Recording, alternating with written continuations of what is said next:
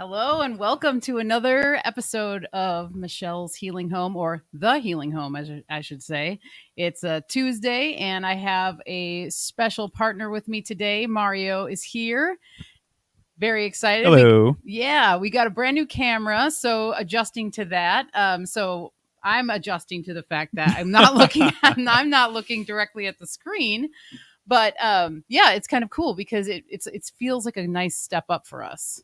I think so. Oh, yeah. It's much clearer. Yeah, the quality looks nicer. It's more clear. I feel like it just comes through more naturally. We look more natural. Definitely. Yes. So today we are going to be talking about cats, felines, your special companions, whichever you'd like to call them. They're near and dear to our hearts. And this is a show and a subject that we've wanted to talk about together for quite some time now. Right. So it feels really nice to be doing it. And we just have so many nice stories about cats, great connections with cats, both of us in our own different ways. And so one of the things we really wanted to do is talk about the folklore and the symbolism of cats and kind of like the history of them. Where do some of these stories come from that we hear? You know, the histories with witches and the Egyptians worshiping them almost like gods, basically. And throughout multiple cultures, cats have a very special place. And so it's an interest of both of ours, definitely. And so Mario is going to guide us through some of the research that he's done with cat symbolism and some of the connections he's made over the years. And then for the second half of the show, I'm going to go through with you guys about health care using herbs and natural remedies for your cats and how you can actually really bring them either back to health or really vivify them, starting cats young on some of these more natural diets. And herbs are a really great way to just keep them healthy throughout their whole lives, kind of just like us. And so we're going to get into more of those details specifically. But for now, we're just really glad to be here. And thanks everyone for tuning in. And I think with all of that, unless we have anything else, but before I do get started, I will say, you can support me over on Patreon if you'd like, and you can go to the Healing Home at patreon.com, and you can support me there. And it's really cool because I'll be able to offer all my patrons an exclusive look into my newsletter a couple days early before everyone else gets the newsletter. And so if for those not familiar with my newsletter, I launch one product a month on the full moon. And so for patrons, you'll be able to get that remedy 2 days before it is released. So you can actually get your hands on some of the remedies quicker, because I usually make really small batches. Sometimes it sells out really fast. So if you're really interested in getting your hands on some stuff sooner than other people, I suggest heading to Patreon, and you can pick your tier there, and we really appreciate it. Definitely. And I like the fact that somebody is already mentioning their cat name. So if you guys have a cat, feel free and share its name in the comments. Yes. Because I am curious. I want to know. Our guy's name is Carl. Yes. Our guy's name is Carl, and he's 17. His name is Carl, but he has how many nicknames, you think? Oh, my goodness. So many nicknames. Like literally dozens and dozens of nicknames. Yeah. And I'm sure that's the case with you guys too, right? That's what I seem to find with a lot of people. And they literally kind of change and evolve over the years. And it's really nice. So, yeah, we're getting some names coming up here. This is great. Here we go. Mango. Oh, that's a nice one. Michelle's Mango. 6-month-old. Aw, shucks. And let's see. We've got Sarabi and Kovu. Nice. Very cool. Well, thank you for sharing all of that. And anyone else who wants to throw anything up throughout the show. If you maybe have specific questions about stuff, maybe we can go into that at the end, but feel free and throw them up into the chat, and we can kind of talk about maybe specific things that people might be wondering about. Right. 9 cats. Wow. Ashley. Ooh, nice. you are in the right place, Ashley, with 9 cats there. That you are. Interesting. The number 9 and the whole thing with cats having 9 lives and everything else. I was just reading in one of my reference books that there was a belief that cats used to have 7 lives. And if anyone out there has been following my work, you know that I'm mildly obsessed with the number 7 for a few different reasons. But I thought that was really curious. I'm noticing symbolically a lot of switches from 7 to 9 over the years, which I think is kind of a curious thread. Maybe I can get into that at some point. Okay, so Ashley's saying they are all rescues, but Oh, two. but 2 of them. Cool. Very nice. Gotcha. Nice. Yeah, I love hearing that. Cool. Well, there is a lot to go over. So should I just get started with what I wanted to say and everything? Yeah, I say let's just jump in. Okay, cool.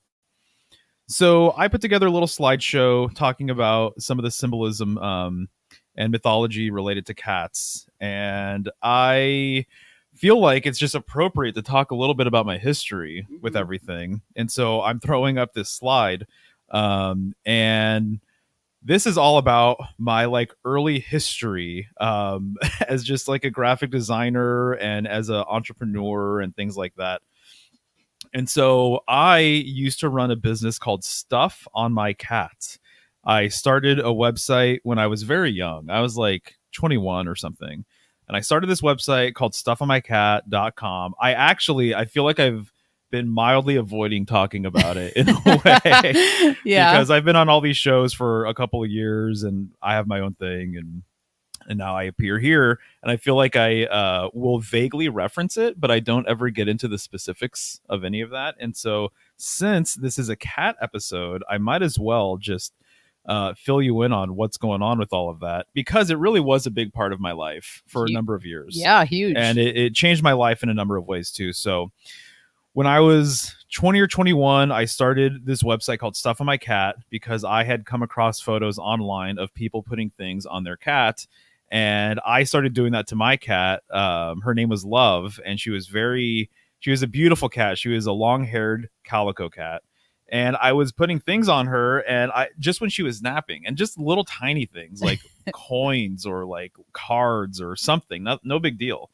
And I took some photos. I put that on the internet on stuffmycat.com. I shared the domain on a forum, and then from there it spread like wildfire. And so literally in the beginning of the summer, I started the site. And by the end of summer, I had a book deal. I had a literary agent. It was spoofed on some point at on the Daily Show with Jon Stewart. And like a lot of people ended up seeing it. It kind of just went all over the place. And so it exceeded my wildest expectations. And so from there, we ended up putting out more books and calendars and like these cards, and then I made t-shirts, and there was a spin-off dog website and there was all of these things, and the publisher wanted me to do even the baby website, like Stuff My Baby and whatever. That's weird. And so the publisher I was with actually was a really well-known publisher, and so they were awesome to work with. I had no idea that this would even be a thing, but suffice it to say, for the like next like 4 or 5 years, like that was my bread and butter, was basically maintaining this website and trying to get it to grow and coming out with more products and everything else. So for like 5 years, this is like cat stuff was like my world essentially. And so now that I look back on it, it's been like 20 years or something like that. Yeah, almost. Yeah, almost 20 years since this all happened. And so I just like look at this photo and I'm like, it like blows my mind. It's really funny. I actually remember this cat's name is Q, and they were a routine submission because the whole deal was that I accepted submissions of cats from all over the place where people were putting things on their cat. This cat became kind of famous a little bit because the owners were doing stuff like this to him, and he like loved it. And so he looks like he does. Yeah, he was very tame, and they would send in these hilarious photos. So it was the publisher that decided, what photo was going to be on the cover and things like that. And so they chose this photo. But this cat's name is Q. And anyway, there were several cats that ended up getting kind of popular because of all this stuff. So anyways, pretty funny, pretty random that's even my history or whatever, but I can control it with okay. Go for the it. arrows here.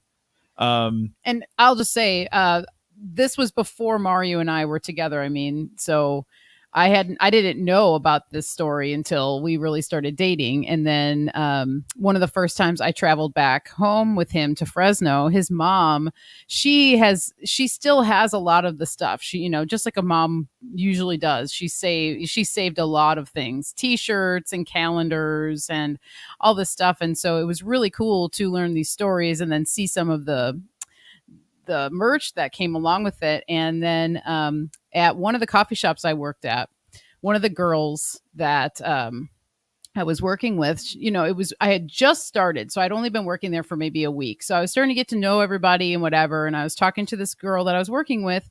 And she asked, "Oh, do you have a boyfriend or whatever?" And I said, "Yeah, his name's Mario." And we started talking and, you know, Fresno came up. Turned out she had lived in Fresno for a little while.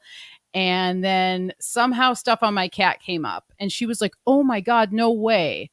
That is your boyfriend?" Like she used to be really, really into it when it was a thing. And so we kind of bonded over that. And it's just kind of funny, you know, how these things kind of just pop up in your life. And it's like, who would have thought that she knew who you were with stuff on my cat and everything else. Like you guys had never met before that, but she knew who you were because of stuff on my cat and all the merch and stuff. And that happened a number of times. And so I would meet people and they knew about it. And yeah, like I said, it got around for sure. I was invited to book fairs to talk about the book. And so technically I'm a published author, but this is the book. I didn't write anything for it. So anyways, people, it's just cool. It had a moment a long time ago. So a lot of your younger listeners are not going to have any clue what we're talking about. That's okay. Yeah, but that's quite all right. But regarding the symbolic aspects of cat stuff. So what does the cat mean symbolically? What's going on there? And I made a video about this a year or two ago. So if you guys are really interested in this topic, I suggest that you check that out for sure. Because one of the things that I figured out that I made a whole video about was the connection between lions, serpents, so that is to say felines, and cats, serpents, and dragons, believe it or not. And so there is a very clear symbolic thread weaving all of these things together. And so in many ways, I would say that symbolically, the feline, the serpent, and the dragon are very much one and the same. And that when you start digging into the myths and symbols associated with each one, you'll see a surprising amount of overlapping stuff going on. So as an example, this isn't something that can be seen in this photo of the serpent, but some snakes have slit eyes, right? The same way some felines have slit eyes, slit pupils, right? To me, that's a very interesting sort of thing. Notice that cats have whiskers, and it's not uncommon for like an Eastern Chinese dragon to have whiskers. The way serpents strike, you know, they kind of strike like that. It's really quick. You guys like that? And then cats kind of do the same thing, right? It's like, yep. You know, they both hiss. That's the other thing, right? So serpents, snakes are known for hissing, and the cat, the feline, the lion, they're known for hissing and roaring. And so to me, that's a very, very interesting connection. Also, the fact that cats are well known for their tails, right? And snakes, obviously, it's almost like one long tail sort of thing. So when you're dealing with tail symbolism, you're dealing with frequency. I think of wavelengths. I think of like the kind of like the curves of life or the movement of life and things like that. And so it's been said that cats derive their power from their tail. And so the tail is a really, really important part of cat symbolism. And so that has a direct correspondence with serpents, I would say. And there's some other esoteric connections that I'll be getting into in a couple of slides here. But suffice it to say, the more you look into serpents, the more you look into felines, and the more you look into dragons, in a lot of ways, you're actually talking about the same lineage or the same symbolism. There's a lot of overlap between these creatures. And there's even some books that I have that make direct reference to that and say that essentially you're dealing with the same thing on so many different levels. So I think that's very interesting. So right off the bat, That's something that I felt like I wanted to bring up, is this connection, because you'll see that this connection, in a way, it's kind of built upon through the presentation and through some of the images that I'm going to be sharing with you. So yeah, any thoughts regarding this slide or anything going on here? Well, I just remember when you brought this to my attention a handful of years ago, and it really resonated with me. I mean, it was, to me, it makes a lot of sense. And when I observe the behaviors of cats, specifically even our cat, and then compare it to serpents, there's a lot of similarities. Mm-hmm. And I just think the mystical nature of the snake and the cat together, the long history of them being worshipped in certain ways, to me makes a lot of sense. Right. Yeah. No, I think so too. Yeah. That's the thing. It's like, once it's pointed out, a lot of the overlapping qualities start coming to life a bit, I would say. Yeah. And so I had to throw this in here kind of last minute, actually. But this is Noah's Ark. And so I love origin stories, and I love like origin stories with certain myths and animals and things like that. And actually, the domestic house cat has a lot going on with it that very much, hey dude, relates to Leo. Hey guys, thanks for hanging. Thanks for being here, everybody. And so when you're dealing with cat symbolism, I think that it's okay to make a direct correspondence with Leo. Yes, I think so too. You know, so when you're dealing with Leo symbolism, everything that's incorporated with that, I think you can kind of, by extension, say that a lot of this is related to the house cat, the domestic cat. But there's actually a line of mythology that claims to know, or claims the origin of the domestic cat, and it was actually on Noah's Ark. And so the story with Noah's Ark, right, is that Noah had to get 2 of every animal, put them on the ark, survive the flood, etc. But one of the little storylines within all of that is actually the creation of the house cat. And the story goes is that there were rats on the boat, and they were irritating the animals and the humans that were on the boat. And so Noah or someone else decided to put a stop to it. So what they did was they started rubbing a lion's nose until it sneezed. And then the lion sneezed, and it sneezed out 2 domestic cats.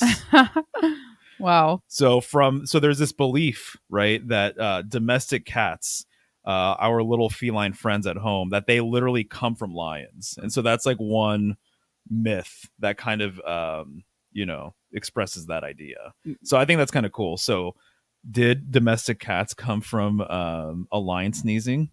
I don't know, but according to some people, that's the deal, and that happened on Noah's Ark. So I thought that was pretty fun. And then there's a couple of myths relating the house cat to being, obviously cats are known for just being mischievous anyway, and for being dark. And cat symbolism, to me, it's very much lunar, and it's very solar as well. They kind of exude both qualities, I would say. And they're both very apparent too. Yes. Who can deny that cats have a solar quality to them? Everyone knows, or most people know, that they're warmer than a lot of other animals, warmer than us by 4 degrees. 102 degrees. 102 degrees. That's and so, their baseline temperature. Yeah, so they're warm. And this, obviously, it reminds me of the sun. The sign of Leo corresponds with the sun, right? But there's also this lunar quality with felines that kind of associates them with, more mysterious things, things having to do with maybe the underworld, or things related to darkness, or having to do with like spirits and whatnot. And so cats are nocturnal, right? Yeah, they are. And so they can go outside at night, they can hunt and everything else like that, some better than others, but they have a relationship to the nighttime too as well.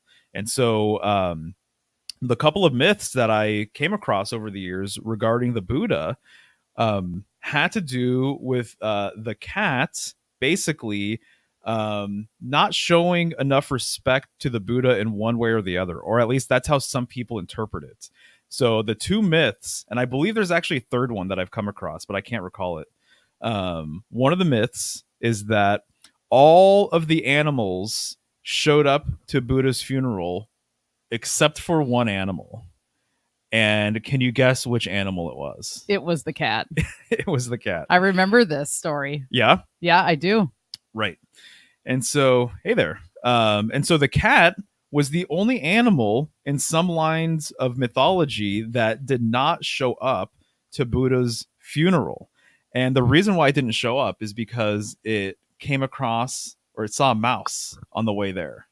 So it was going to go and show its respects, but it saw a mouse, It got distracted, and then it didn't show up. And so some people take that a few different ways. The other myth associated with the Buddha, having to do with cats, is that I believe it was the cat was supposed to deliver life-saving medicine to the Buddha, and it saw a mouse on the way there and got distracted, and so the Buddha died. Okay. And so I think it's really curious that the domestic house cat has at least 2 or 3 myths associated with Buddha's death. Right. Either his funeral or him before he actually died. And so some people say that this actually shows a sign of like irreverence in a good way. Okay. Like that they just do their own thing. And it's not because they don't respect the Buddha, but it's just because they're just doing their own thing, that they're just living their own life and all of that.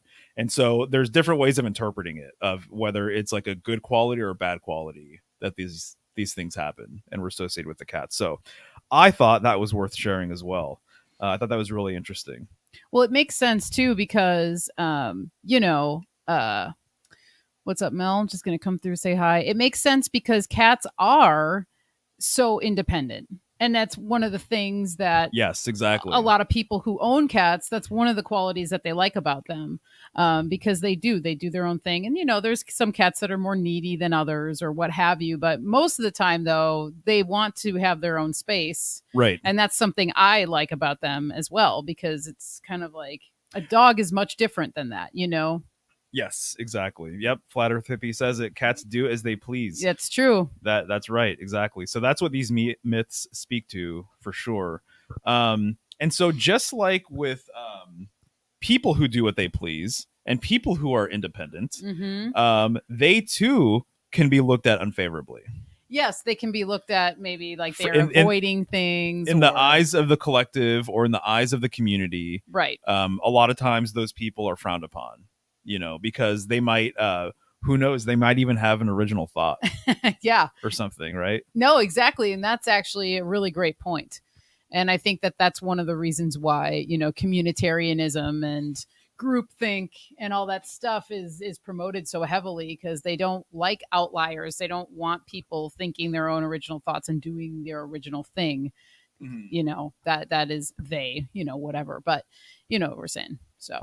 Right, exactly. So there's that. I think that's interesting as well. And then, as I was saying earlier, feline cat symbolism has a direct correspondence with Leo.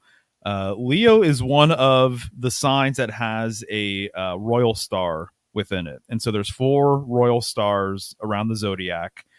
Regulus is one of them, and so you can see it there. It's kind of like the elbow of the lion. Sometimes this star is referred to as the heart of Leo, and according to some people, the correspondence with Leo is actually the heart. Yes. Right. Yes. And so to me, that makes a lot of sense for a few different reasons. And so sometimes the star is the heart of Leo, which I think is interesting. And there's even some artwork out there too that's very like Christ-like, like the Lion of Judah version of Christ. And sometimes Christ's heart is emphasized and there's a crown of thorns around it and it's on fire or something like that. So heart symbolism definitely is related to felines as well. And I mean, that's one of the reasons why we love cats, is because they have such big hearts and it's palpable. Yeah, it is. It really is. Totally. Their warmth and everything that they bring. Yeah, their warmth, just their camaraderie. And I would say too, their independence too, right? One of the reasons why cats have been so revered for such a long time is that they can just do their own thing.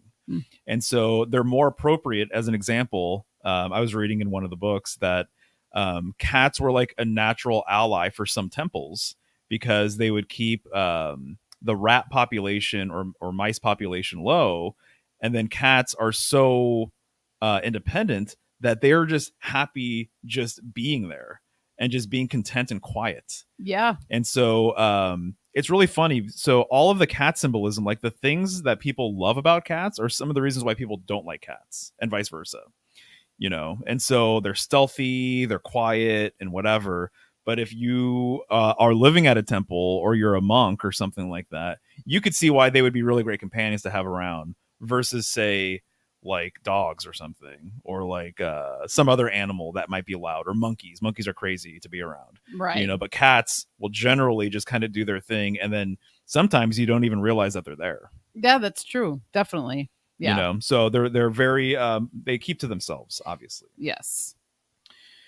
Yes. What's up, Jake? Cats are so divisive. Dogs are much more mainstream. Lol. Yes, indeed.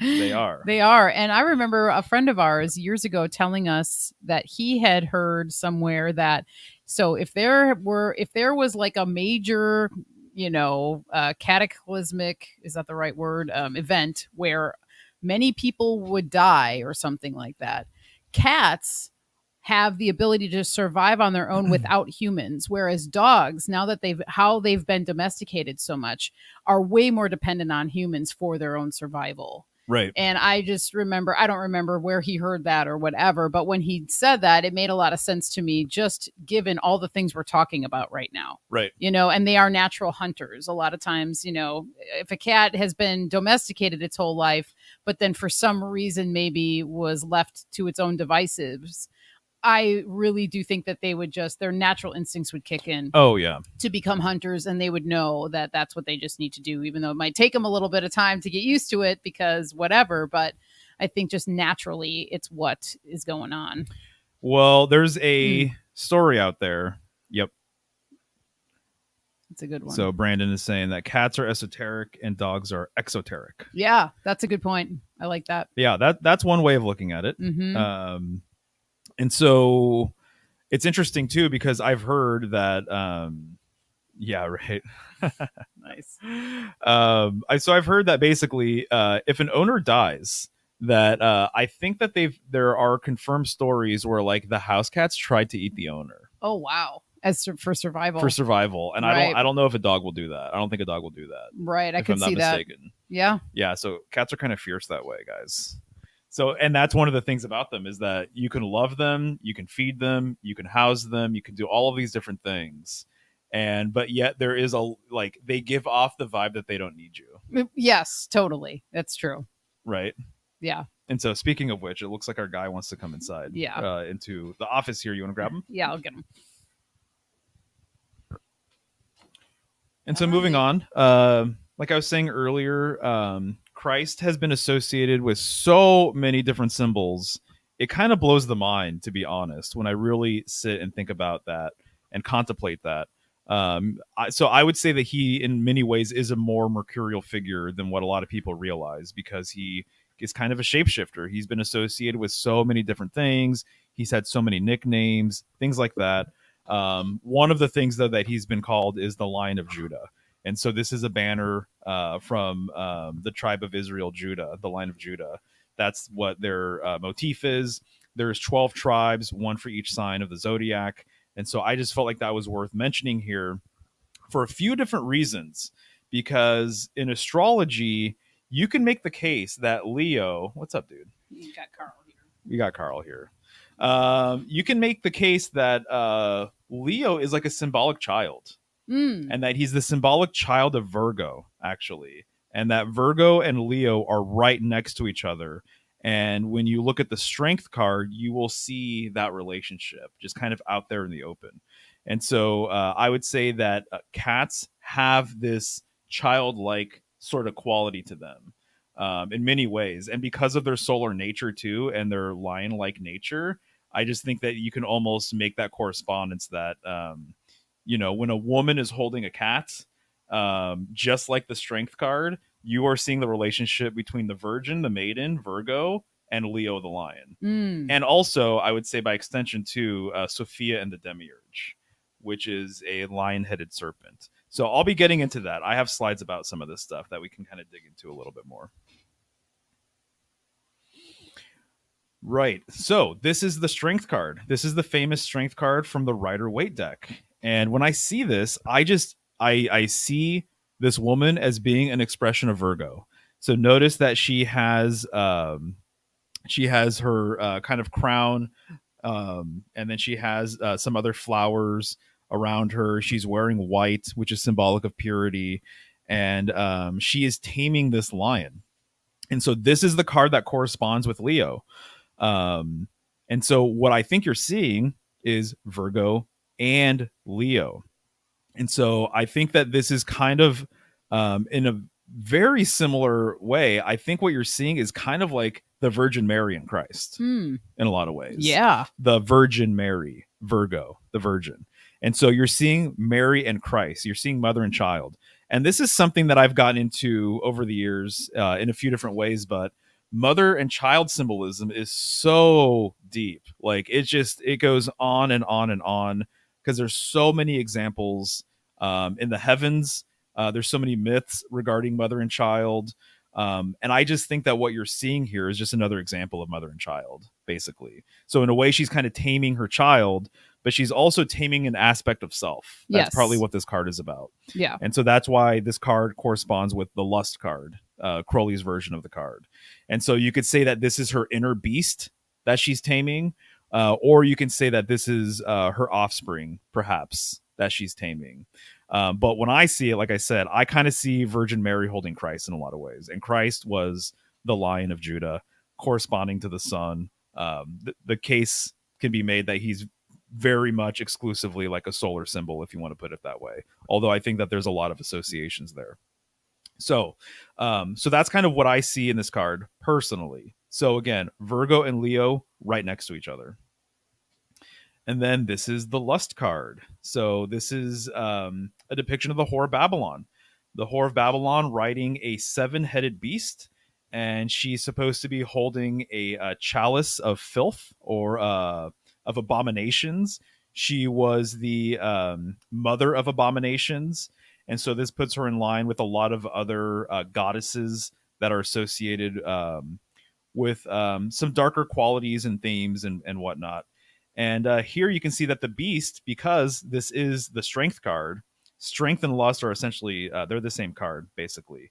But the beast that she's riding is a lion. It's like a hybridized kind of lion. Yep. And so it has the 7 faces. And then you could even see that its tail turns into a lion head at the end. It almost kind of looks like it's supposed to be a serpentine sort of tail with a lion head, right? Yep, it does. And so if there's a sign that you're going to correspond with the Demiurge, which is a lion-headed serpent, it would be Leo, like 100%, like without a question sort of thing.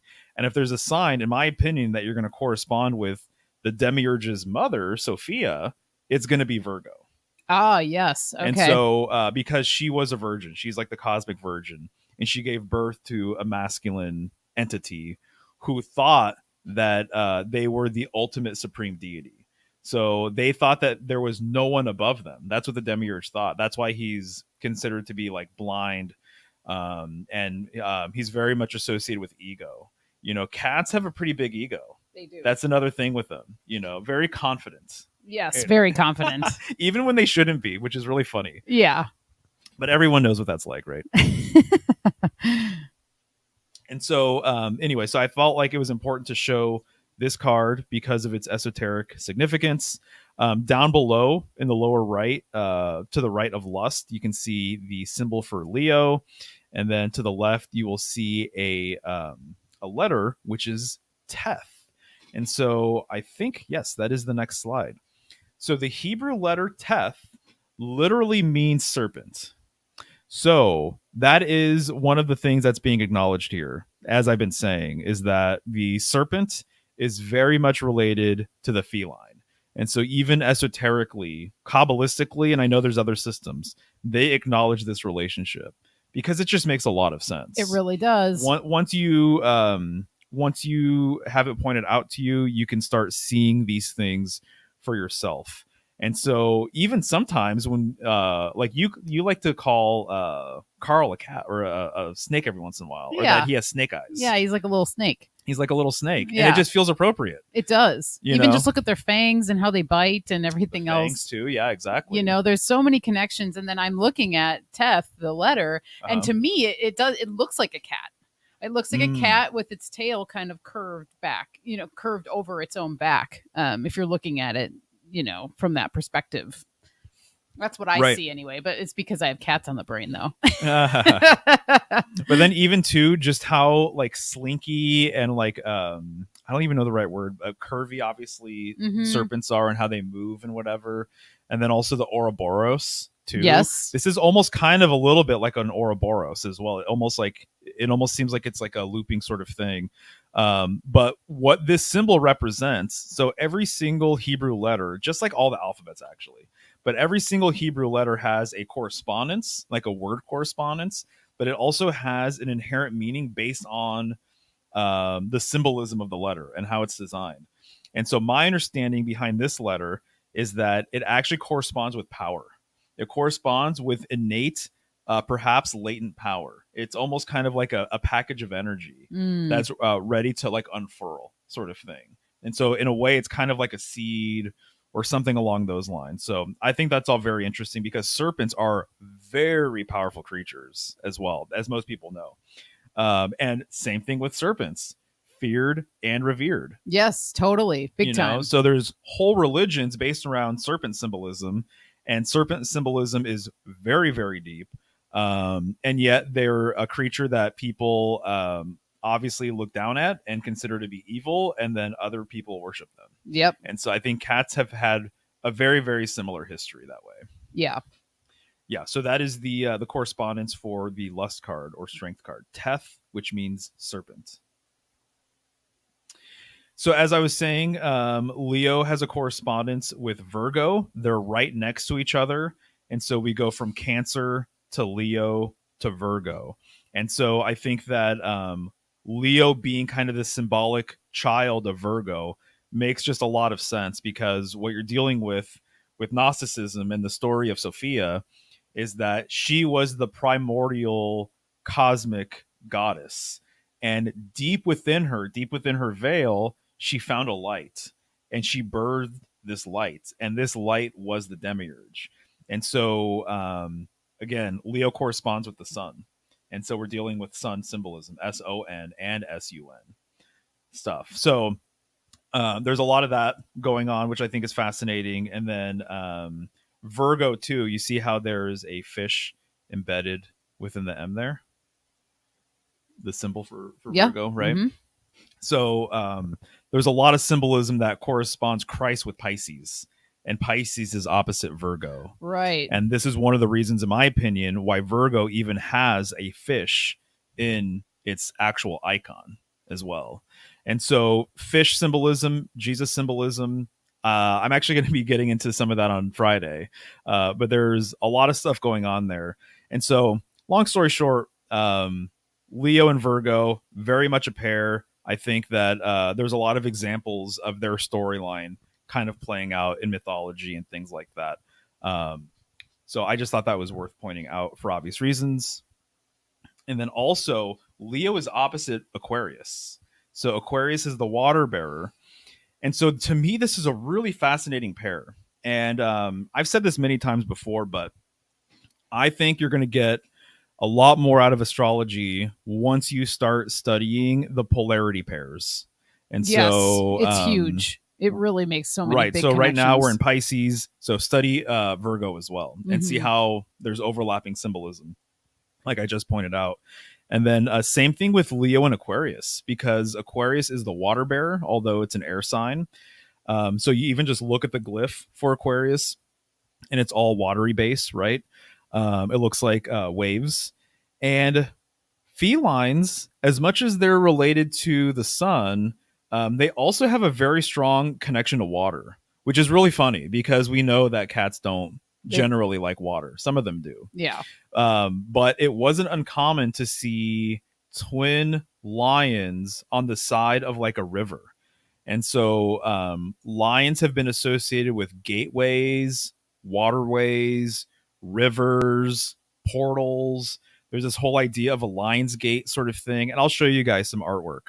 And then also, it's my understanding too that when the Nile was rising, because there was more water in the river, obviously, that's when the lions started coming to the river.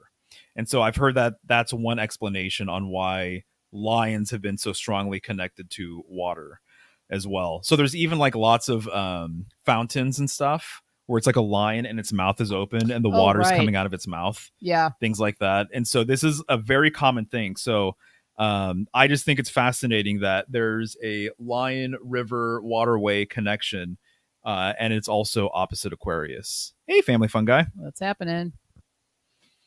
All right. So there you go. I just wanted to show one example of a lion at a waterway, kind of indicating some of the things I was just referring to. And then sometimes the lions look like this. So it almost kind of looks like a foo dog. People might be familiar with that, but it almost looks like a mythological dog, and its paws are on this big sphere. And so this is kind of like a lion of heaven sort of concept. And there's actually a line of myths as well that allude to the idea that lions and cats are psychopomp characters, that they're kind of like they've been looked at as guide of soul kind of characters. Yeah. So that they've been guides of souls for people, conductors of souls, and have taken people to the afterlife and everything. So when I see, right, a lion with wings or a cat with wings, that's what I think of. That's what I think of right now too. As you say that, makes sense. More Yeah. mercurial. Yep. Yeah, exactly. And so sometimes we ask Carl too, when did he get his wings clipped off? It's true, because we refer to him as an angel. Yeah, because he's a sweet little boy. He's angelic. Would never hurt anyone.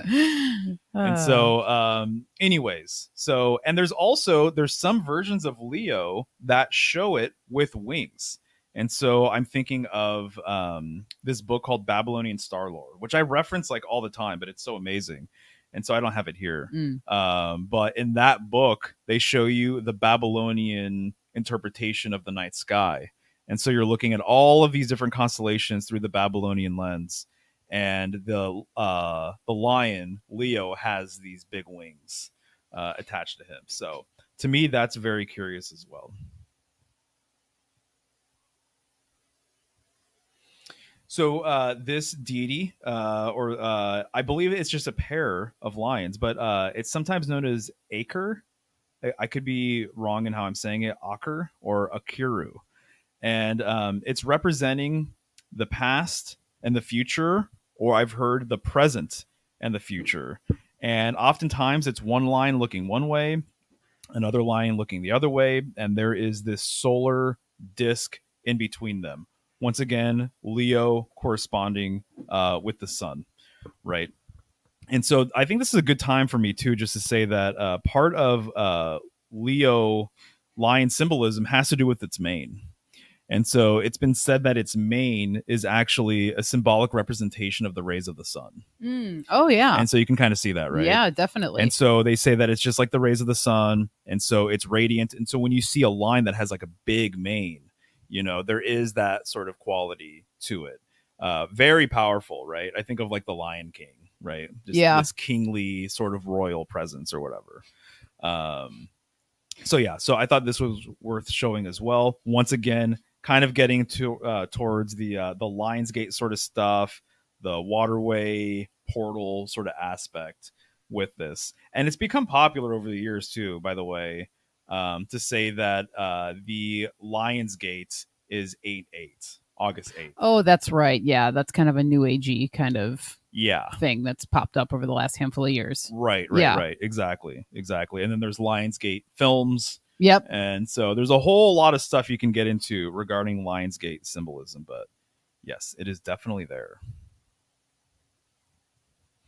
And so the Egyptians revered the cats, right?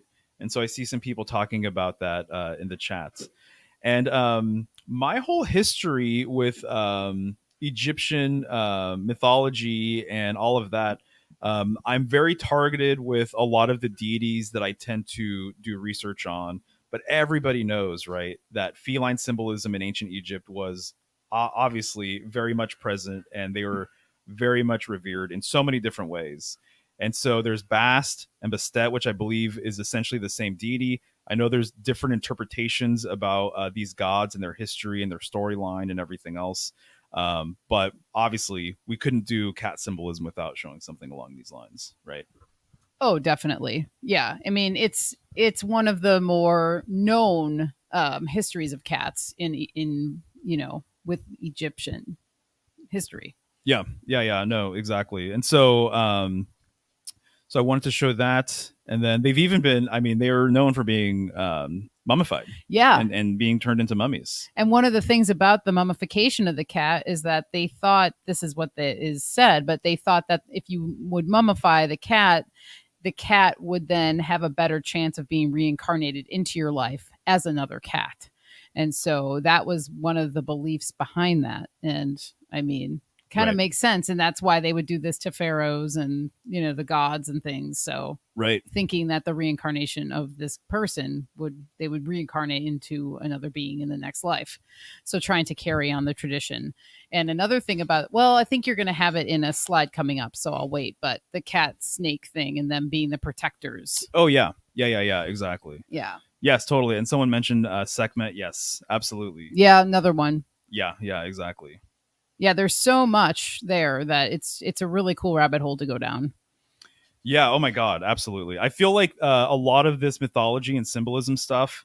It's almost like we're dipping our toes into it. Yeah, because it we're could just doing be a skimming expanded upon so much. Yeah. And Michelle has a lot to say regarding the medicinal ways in which you can help your cat, and she has advice regarding diet and certain products and things like that for people who are wanting more for their little feline friend there. Right. So here is a cat slaying chaos. And so when I was looking into this myth 2 or 3 years ago, I felt like I was reading 2 or 3 separate myths that used different names for these figures. And actually, I think that this is tapping into another history regarding the slaying of evil, and the slaying of chaos, or like an evil dragon or something along these lines. But this is Apophis or Apep, and then Bast. And to me, it's just really interesting that they're showing a cat slaying evil. Mm-hmm. And I love the fact, just visually, aesthetically, artistically, the fact that it's actually a knife that the cat is holding, and it's slaying this serpent. So I can only assume, too, by the way, that this cat, this specific breed of cat, is more desert-like. And so notice its ears and kind of how long they are. Sometimes when you see this illustration, it almost looks like a bunny or something. Oh, yeah. Sometimes it doesn't look exactly like a cat. And so, yeah, there's a lot to be said about this. But did you have something to say about this by chance, babe? Well, yeah, because one of the things that I learned when I was doing research on this was that cats were basically highly regarded. For one of the reasons was because of their ability to keep poisonous snakes away from the people. So they would be able, just like with the legends of the rats being taken care of by the cats on the ark.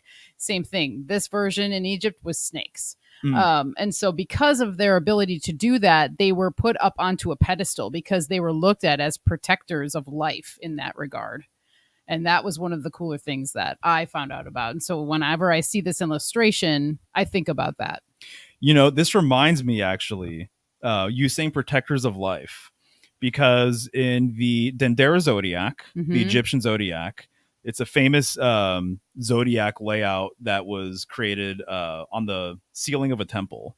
And what you see in the northern sky is Terawet, who is a hippo goddess. Oh, yes. Right. And she's standing there. And what is she holding? The knife. She's holding the knife. And so she's holding the knife. And so I don't know. I feel like there's some crossover here. I feel like there's still things for me to uncover and unveil about what's going on here. But I just think that's kind of curious that she would be holding a knife, and she also was like the protector of life, and I think she also was like the protector of pregnant women and newborns and stuff. Yes, totally. And fertility. Right. At least Bassett or Bast, however you want to say her name. She's definitely connected to the fertility, which is one of the other reasons why cats are sometimes connected to the moon, because a woman's cycle is based upon the moon. So there's that connection there with the cat and the moon. Right. Yeah, exactly. For sure. And so there's that. Maybe I can check the chat for a second here and Yeah. see what's going on. Yeah, there's lots of people coming in with a lot of really good insights. Oh, totally. Nice, Brandon. I'm glad Awesome. you are appreciating things over here. Brianna loves Sekhmet. Yes, there's a really interesting myth that I almost included here regarding Sekhmet and how she corresponds with the polarity of Leo and Aquarius, and how apparently she brought kind of like hellfire down from the heavens. It's almost kind of like I think it was fire rain at some point. And so this kind of just reminds me of the polarity thing that I was saying between Leo, ruled by the sun, fire, and then also Aquarius being the water bearer.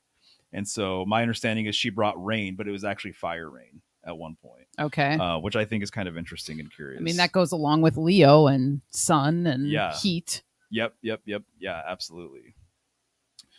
Nice. So what does Chelsea say here? I'm a huge fan of Bass and Anubis personally. Got big time connections to them personally in my charts. Nice. That's awesome. Yeah. Cool. Awesome. Cool. Yes. So moving on. Again, surface level stuff here, kind of skimming things. You don't see too many domesticated cats in mythology, like in artwork and stuff like that. Yeah. It's usually always like lions or some other bigger cat. But here's one example, because I love it. I think it's so cool. But Freya actually being pulled by domestic cats. Yes. You light up whenever you see this image, which I'm not surprised about. I love this connection because I feel very connected with Freya. Many people identify with certain gods or goddesses, and I'll say that Freya is my lady who I tend to identify with quite deeply, and so her connection with the cats is very interesting. And so the whole connection with the 9 lives of the cats, supposedly, I know you said some might say 7 lives, yeah, but it's said that, Freya was given the keys to the 9 worlds by Odin. So I just think that there's like this really cool connection with Freya and the cat, and that it goes very deep and, just very symbolic of what she kind of is about too, with like being a goddess of beauty and love. And I think that's what I think of when I think of cats, Right. Yeah, no, for sure. So Sarah says that she would love it if her cats pulled her. Yeah, me but too. That it's not going to happen. I know that's her dream too. You guys are definitely in the same boat there. I think it would be cool as well. I love the fact that they just showed them like really big too. Yes. Because they would need to be at least decently sized to pull anyone. But it's just like domestic cats, but they just made them large enough so that they would actually be able to pull her. Very strong. And so I'll mention something about chariot symbolism real quick. Yeah, go for it. So chariot symbolism does not exist without the wheel. And the wheel, just when you really break it down and you get to the nuts and bolts of wheel symbolism, you're talking about the spinning of the cosmos. You're talking about the turning of heaven or the churning of heaven around the pole star. And so it's like a great wheel. It's a great cosmic wheel revolving around a cosmic axle, which is the world axis, essentially. And so when you're dealing with chariot symbolism, I think you're dealing with journey symbolism in general. So any way you can actually journey and voyage and travel, you're dealing with the same symbolism. So as an example, Freya here, she's on a chariot, but symbolically, back in the day, she probably would have been on a boat. As an example. Right. And so whether you're dealing with a boat, you're dealing with a chariot, you're dealing with a car, even, you're dealing with a horse. Horses are known for pulling chariots, right? You're dealing with the same symbolism. And to me, symbolically, you're almost dealing with the same trip, because the ultimate trip would be to go to the great beyond, or to go to the other side. Would be to go to a different realm, to go to the underworld, or the spiritual world, or whatever you want to say. And so whenever I see chariots now, I can't not think of that. I can't not think of all of the things I just mentioned: the turning of the cosmos, the psychopomp aspect of it, the journey of the soul, the journey of the afterlife, things like that, and all of the associate symbols that kind of correspond with all of this stuff. And so it's not uncommon to see gods and goddesses riding chariots.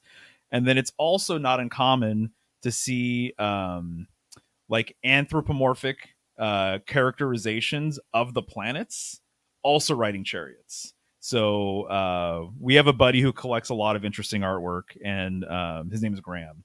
And so Graham has like multiple images of like the sun being pulled by probably it would be lions, actually, or Mercury. I think Mercury is pulled by, if I'm not mistaken, it could be peacocks. Okay. And so the pairing of animal with the chariot informs you about that deity that you're referring to, obviously. So there are some deities that have been pulled by, or have been depicted being pulled by, rams, being depicted being pulled by snakes with wings. I've seen that. I think that's a Saturn thing. Okay. I think Saturn has been pulled by snakes with wings. I'm remembering this art now. I remember, yeah, on the cards. Yeah. So there's a lot of different animals who have been used this way, again, to convey information about the deity. So what does it say about Freya that she's being pulled by domesticated cats? Right. It has to be a domestication thing. It has to be a hearth and home thing. Yeah, and she is kind of connected to that too. I mean, Frigg is really kind of the goddess of domestic arts in the northern tradition, but Frigg and Freya can sometimes be interchanged. Sometimes people will say they're two different. I think that they're two different goddesses, but they do overlap in a lot of ways. Actually, Frigg and Freya do. Right. Yeah, definitely. Yeah, and I know you're not one. You tend to see the similarities over the differences, basically, right? Yeah, basically. Totally. So they're very similar. And so, yeah, it makes sense. Right, exactly. Yeah, so just wanted to say that regarding chariot symbolism. So in a lot of ways, the planets, the wandering stars, they've been looked at as having a lot of chariot symbolism baked into them because they're always traveling. So any luminary in the sky that travels has a history of being associated with chariots. That's kind of a more modern sort of thing. But I think that before that, it was probably boat symbolism. And it's not uncommon for them to be associated with horses too, because of the traveling sort of thing. So anyway, just some random thoughts regarding all of that stuff. And so here's the Demiurge. This is the classic depiction of the Demiurge. So he is a lion-headed serpent. Isn't it interesting that the Demiurge of Gnosticism is depicted with a lion head and a serpent body? And what have I been saying? I've been saying that the feline, the cat, and the serpent have a lot in common. And so he is the king of the archons. If you are into this kind of line of thinking or this cosmology or whatever. And so he's the king of the archons. So the head archon of this planet is a lion-headed serpent, which is really interesting. It doesn't bode well for cats, I guess you can say, maybe. But depending also, on how you look at exactly, because it also maybe is alluding to the fact that they're so powerful. Yes, and they might be like more of the original kind of animals around, just like snakes. Yeah, exactly. Yep, right here, Nomad. What's up, Nomad? Also called Chinubis, for sure.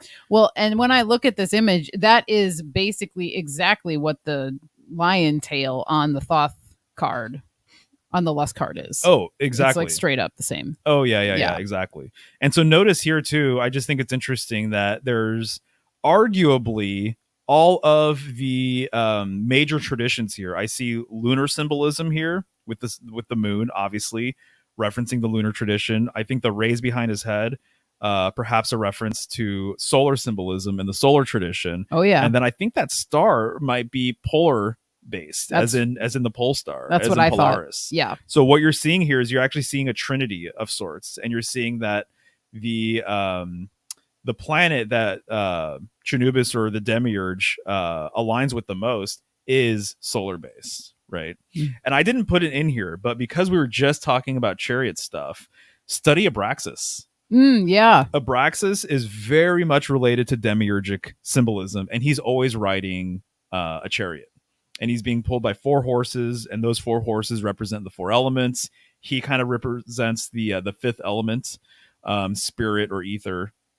And so anyway, so that's just kind of coming to mind right now. It's also, speaking of solar symbolism and chariot stuff, the rays of the sun have been compared to the spokes of a wheel as well. So that's something that you'll come across once you start looking into these things. But the head archon, very curious that it is encoding feline symbolism. And so the other thing I'll say about the demiurge as well is that I think someone pointed this out to me a few years ago, or maybe a couple of years ago, but that he kind of looks like a some depictions of what a virus kind of looks like. Oh, interesting. Have you ever noticed that? Say it again. That literally the demiurge, there's like a parasite. Okay. There's some parasites that kind of look like this. Oh yeah. You know what I'm talking about? Mm-hmm. Where it kind of has like a longer body, but then it has like a suction thing at the end of it. You know what I'm saying? Totally. And so there's a parasitic quality potentially to the demiurge. And I think it's really interesting that that's the case, because when you look into Gnosticism and what the archons are all about, it's a very parasitic sort of thing. Right. That they want our energy. They want to direct humanity. They need a host. Yes, exactly. And cats kind of, I love you, dude, but they kind of can be parasitic in nature in some ways. I think there's a symbiotic thing going on there, but everybody probably knows what it's like to have like a stray come to their door or to want to come home with them. Oh yeah. And beg for food, and they're completely relentless, which I think is really, really interesting. So you can kind of make the case that there is some sort of parasitic kind of quality going on. I think it's interesting that cats even know what a home is. Like, they know that there's this building and that people live in there and it's warm and they probably have a fire and they probably have food and all this other stuff. And so they want in. And so they know where the door is or how to get in through a window or whatever. And I would say some dogs are obviously aware of that, but they just look at the world differently. They don't have the same sort of perception about things. Right. Yeah, totally. So they're more just going to wander around. Cats are like very observant and they're very social. And I think that there's something to be said about the parasitic quality of potentially the demiurge and potentially of cats, which is really interesting because this rolls us right into toxoplasmosis. Right. Oh my God. Okay. Aye. I know. I had to put this in here because I didn't even know that there was even like toxoplasmosis like graphics or anything like that until I started putting this presentation together. I'm not going to get that deep into it, but there is an understanding that cats have a parasite within their feces that humans can pick up, and that apparently it is not good for babies. Mm-hmm. And so there's like old lore about pregnant women not being around cats. Mm-hmm. And also specifically too, I've heard similarly, this is more like folklore cat stuff, but that you don't want a cat to sniff your baby because there was a belief that the cat would actually take its soul. Oh, wow. Okay. And so there's this whole thing with pregnant women and cats and how they should be separated from each other, including the baby, and that women who are pregnant or expecting, they should not actually clean the kitty litter box anymore. Right. And so my understanding about toxoplasmosis is that this is intended to infect rats and mice and stuff and rodents and make them like cat urine. So then when they smell cat urine, instead of being afraid of it and leaving, they're actually attracted to the scent. And so then that's easier for the cat to actually kill them. Find them. Find them and eat them and everything else. Right. So I just think it's funny that there's this potential parasitic quality going on with all of the things that I'm talking about. And then there's toxoplasmosis. Yeah, it's a really good connection. It's very interesting. Yeah, so here Sarah G says, I hate thinking about toxoplasmosis every time I clean the litter box. Yeah. Apparently this is a real deal sort of thing, and there's like a number of like articles and graphics about it, And I had read at one point that they somehow figured out that like something ridiculous, like 60 or 70% of all women in Brazil had toxoplasmosis. Huh. So I'm not sure. I just know that this one right here does, because it turns you also into like a cat lady. So I think she's got it pretty deep, guys. Yeah, and I'm okay with it. I'm okay with it too. I've accepted it. I accepted it years ago. It's all good. Yeah. Yeah, I think so. Isn't that amazing though? It is. I mean, it's like they know what they're doing. That's why they're so intelligent, I think, too, or one of the reasons why they're regarded for their intelligence. Right. I mean, so are dogs, but cats have it in a different way. They're more sly. They just have a way about them. Right. So let's get off this graphic, guys. Come on. All right. So here's more my speed. Yeah, right, totally. So this is a classic depiction of a witch with a black cat. She's riding her broom. I love the fact that the broom is backwards. I think maybe you showed this to me for the first time. Yeah. This image. Yeah, it was when we did our Saturnian episode, which you guys can find here on the channel if you're wanting to know. But we did like a Saturnian and Hearth home episode. Yes. Saturnian medicine actually is what it's called. Right. Yeah. Yeah. Okay. Yeah, exactly. So a couple of quick things about the cat feline business, the black cat and everything. One, in this particular image, I love the fact that brooms are backward. The broom is backwards. And babe, didn't you say that it wasn't uncommon for witch illustrations back in the day to have the broom be backwards? Yes. And so one of the things I read was that it's because a witch is unconventional and that they go against the grain, they go against society. And so in older depictions, the bristles were in front. I don't know what year they changed it now so that it's like almost like an inversion. So I think more of the original imagery is more like what we're looking at now with the bristles to the front, and then the commercialization of the witch or Halloween or what have you. Now it is turned towards, with the bristles in the back. This is the way I interpret it. Yeah. So when you look at, as an example, the Venus symbol, it's a circle with a cross underneath. To me, what this is saying is that the feminine, the circle, is in a prominent position over the masculine, yes, which would be the cross, I would say, personally. And so some older depictions of the Mars glyph is actually an upside down Venus glyph. Oh, yeah. So instead of the Mars glyph being a circle with the arrow, like in traditional fashion, it's actually an upside down Venus glyph. So it's the cross above the circle. So what you're seeing then is the masculine is in a prominent position over the feminine. So that would make sense for Mars. Men are from Mars, women are from Venus, the whole entire thing, right? Right. And so what I think is going on with this broom is that in the traditional setup, if the pole end was in front and then the bristles were in the back, that's basically saying that I'm putting the masculine ahead of the feminine. Because the bristles, it reminds me, look at the way it looks on this illustration. Right. It's kind of wild. It's chaotic. It's kind of chaotic. Right. Women are very much associated with chaos in the most beautiful of ways. This is not a negative thing or whatever, but I think it's a very beautiful thing. And so what I think she's doing is that she's putting chaos in front of order. Yeah. She's putting the feminine in front of the masculine. She's putting the bush in front of the pole. Yeah, man. Yeah. And so I think that this is expressing more of a feminine quality, more of a wild feminine sort of quality.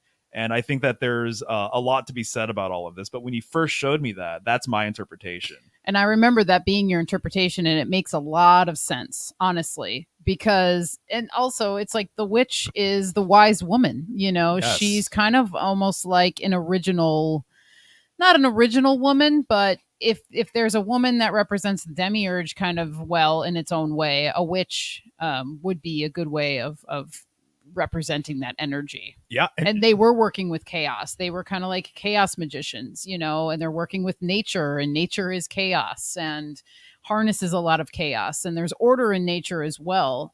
But just like there's chaos and order, there has to be both. And there's that balance. Right. Exactly. Yeah. I love this image so much. I think it's so cool. Oh, I think it's awesome. Chelsea says, I am a woman and I can completely agree it is chaos, but not in a bad way. at least not all the time. Yeah. Yeah. Yeah, definitely. And so nice. Yeah. Look how strong her arms look. Polly Yeah, mathing very is strong. saying. Yeah. Right. Exactly. And so I think that that's kind of what you're seeing here. That's the quality of putting the bristles in front of the rest of the broom. And so, and also how like it's backwards. It kind of reminds me of like how some magical rituals or whatever, or even Crowley used to talk about it, that if you want to get good with magic and if you want to understand the magical way of thinking, that you want to do things backwards. So he would talk backwards. Oh, He would yes. walk backwards. He would play music backwards. He had this whole entire thing about doing everything backwards and kind of inverted. And there's also this understanding or belief, speaking of going backwards, but when I was reading a book on John Dee, the author was saying that John Dee at one point had said that any magician that's worth anything comes to an understanding that we actually are not moving forward in time, we're actually moving backwards in time. Interesting. And that's a whole entire deal, is that everything is moving backwards. You've just been conditioned to think the other way. Wow. And so it kind of reminds me of that there's a quality of doing things in reverse that kind of associates with like mirror magic and like, you know, the reverse speech thing and stuff like that. So I think it may be speaking to that a little bit. Oh, and another connection with the witches and the cats. So if you look into any of the history of witches and stories and things like that, a lot of times it's said that witches would turn into cats to be able to do their magical workings, or if they wanted to go into another space and not be seen, they would either turn into cats, or sometimes they're associated with hares, bunnies or rabbits or whatever. Right. But that's a big thing. And so there's a story actually in this book here that we have, the cat in the mysteries of religion and magic. This is a wonderful book. I know you can't really see it very well. We'll show it at the end of the video, but I read that in this book, and there's all sorts of traditions showing that. And then the other thing with cats too is that it's said that like cats love to be in the garden. They kind of have like more of a magical, almost like nature kind of energy, at least from my perspective. And it's said that a cat would remind a witch what remedies that she should use. So the cat might be drawn to a certain plant, or she might walk the witch over to a certain plant, kind of indicating like, use this. And I've actually had Carl has been like that with rosemary. He's drawn to rosemary for whatever. And we'll talk about this in a little bit, but I've like kind of noticed things like that. And cats are drawn to certain plants. And then those plants are typically associated with witches. Right. Yeah, exactly. Okay, so my last few thoughts about all of this is that I think when you're looking at a lot of modern witch imagery, I think that there's like kind of like a distortion going on, or there's like a corruption going on, because they want people to think that if you're an herbalist, or if you're a crone, or if you're independent and you're doing your own thing and you like to live in in solitude basically for the most part, but you have your forest friends and you have your animals or cats or whatever, that you're a witch and that you sacrifice children, right? and Or that eat you're babies, doing, and or you're doing black weird magic or whatever, all this type of stuff, right? And so everybody here, I'm sure, is aware of all of that. And I think that this is a corruption of the crone, and I think that they want people to associate older women with more of this archetype, but not the authentic archetype though, but more of being a part of a coven and, whatever, doing all of these things that witches are known for doing. And so, so when I see the witch now, I really think that she is essentially on the other end of being a virgin or a maiden, but it's still the same woman. And so it's almost like, I think that what you're seeing here is the progression of the virgin or progression of the maiden into what she would, what her qualities would be like later on in life, basically. Right. And so to me, it's really interesting that Virgo has a glyph that's an M, followed by Libra, which has a glyph that, most people probably know what the Libra symbol looks like. It's the scales. It doesn't necessarily look exactly like scales, but it has the line up top with the half circle and then another line down below. And then next, you also have Scorpio, which is also an M glyph, right? Right. So there's two glyphs in the zodiac that are based on M's, and it's Virgo and Scorpio, and they both sit on opposite sides of Libra, the scales. What are the odds of that even being the case? Right. And then Virgo is in the light side of the zodiac, and then we go through Libra, and then Scorpio. Scorpio is technically in the dark side of the zodiac because it's in fall. Virgo is in summer, Scorpio is in fall. Libra, for the most part, represents that transition between summer and fall. And so equal parts day and night, just like the scales, right? Mm-hmm. And so to me, I see Virgo and Scorpio being very much related, which is why they both are made out of M's, which is why both of their glyphs are made out of M's. Okay. And there's this other belief that Virgo, Libra, and Scorpio were actually all the same sign at one point, and that Libra was introduced and split up this gigantic constellation. Okay. So all I'm trying to say is that Scorpio has a lot to do with like transmutation. It takes place during Halloween, which is when people think about witches and ghosts and goblins and black cats and things like that. But Scorpio is just like the other end. I think they're a balance of each other. And I think the simplest way for me to put it symbolically would be that Virgo is the virgin and Scorpio is the whore. So you're dealing with the virgin and the whore, basically, which are two sides of the same coin.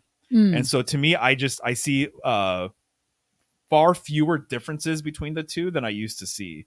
You're actually seeing the same archetypal thing. It's just two different aspects of woman, I guess you can say. Right. And so I think that the witch represents a crone, an advanced version of the virgin or of the maiden. And so what you're seeing here is once again Virgo with Leo, Virgo with the lion.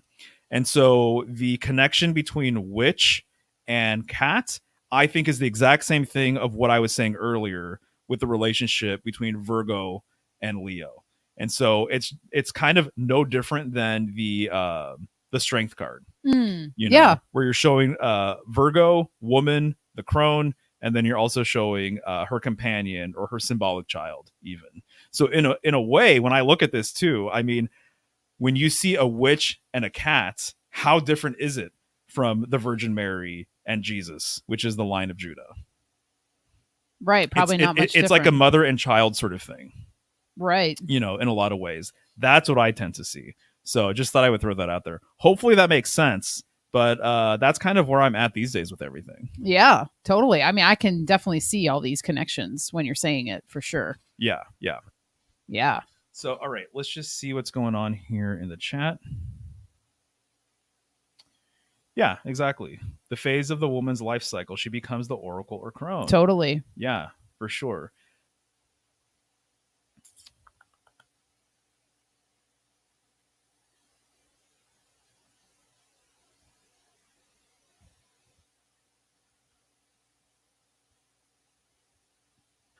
Gotcha. Cool, guys. I believe that is the end of the line for my little presentation here. Okay. Nice, babe. That was awesome. Yeah. So hopefully you guys got something out of that. Yeah. We can expand on some of this stuff at some point. I think that would be fun to do. Yeah. I kind of think that this is not going to be like the last time we talk about this subject. Especially since, as I was preparing for this and preparing, what I wanted to talk about and everything else, I can just tell that we're going to talk about this again. And yeah, all these connections that you made are really great, by the way. Oh, thank you. And I think that there's so much to be said about it. And yeah, it's a fun subject. It's one of our favorites. So Right. And actually, this is interesting. I just want to touch upon this real quick. Hank is saying cats don't lose their feralness. And it's really interesting because in one of my books that I was reading about, it was talking about how cats have almost demanded domestication. Ah, yeah. Other animals, you kind of have to wrangle, and it's a whole ordeal or whatever. You might be dealing with a wild animal. I know there's some cats that are like that, but the book was basically saying that cats have had almost an opposite role in that they want to come into the home. They want to be pet by you. They want to sleep in your bed. They want all of these different things. They want the comfort of your whole entire setup and of your lifestyle and everything else. So in a way, Hank, I can almost kind of see that because they have that choice sometimes to come into your fold or your mix and whatever, and because oftentimes too they're allowed to go in and out and they're allowed to be unsupervised, I can kind of see that they wouldn't lose their feralness Yeah. because it's their choice to go into the home and stuff.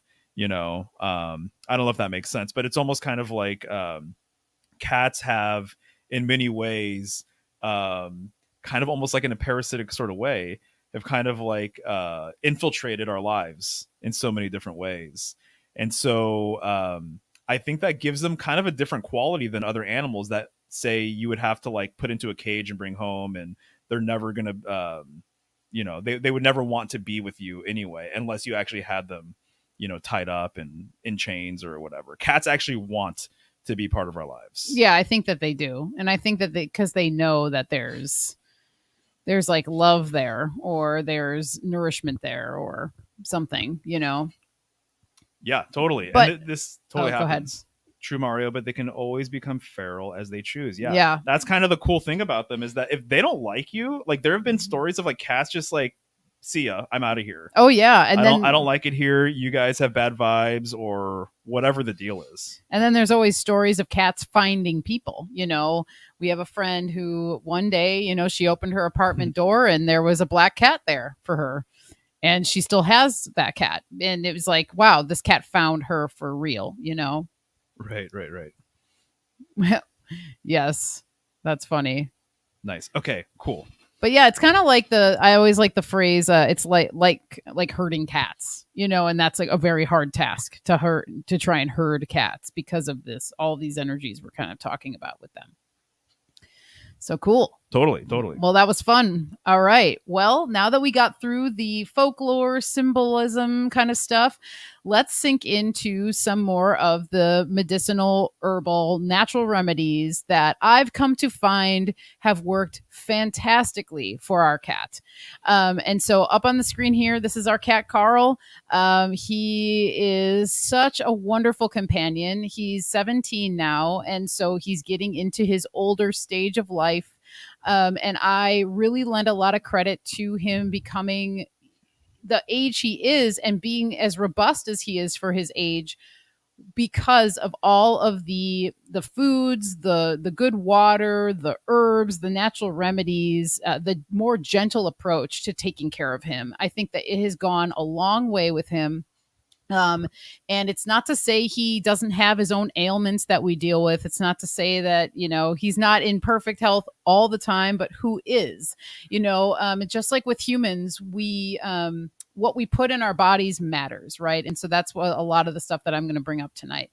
But so with Carl, now he was Mario's cat before I knew Mario. Mm-hmm. And so do you want to tell a little bit of an origin story just really quick on how you came to find Carl? Yeah, totally. So, my previous girlfriend, her grandma lived in a place where there was just, I guess there was a way for the cat to get under her house, basically.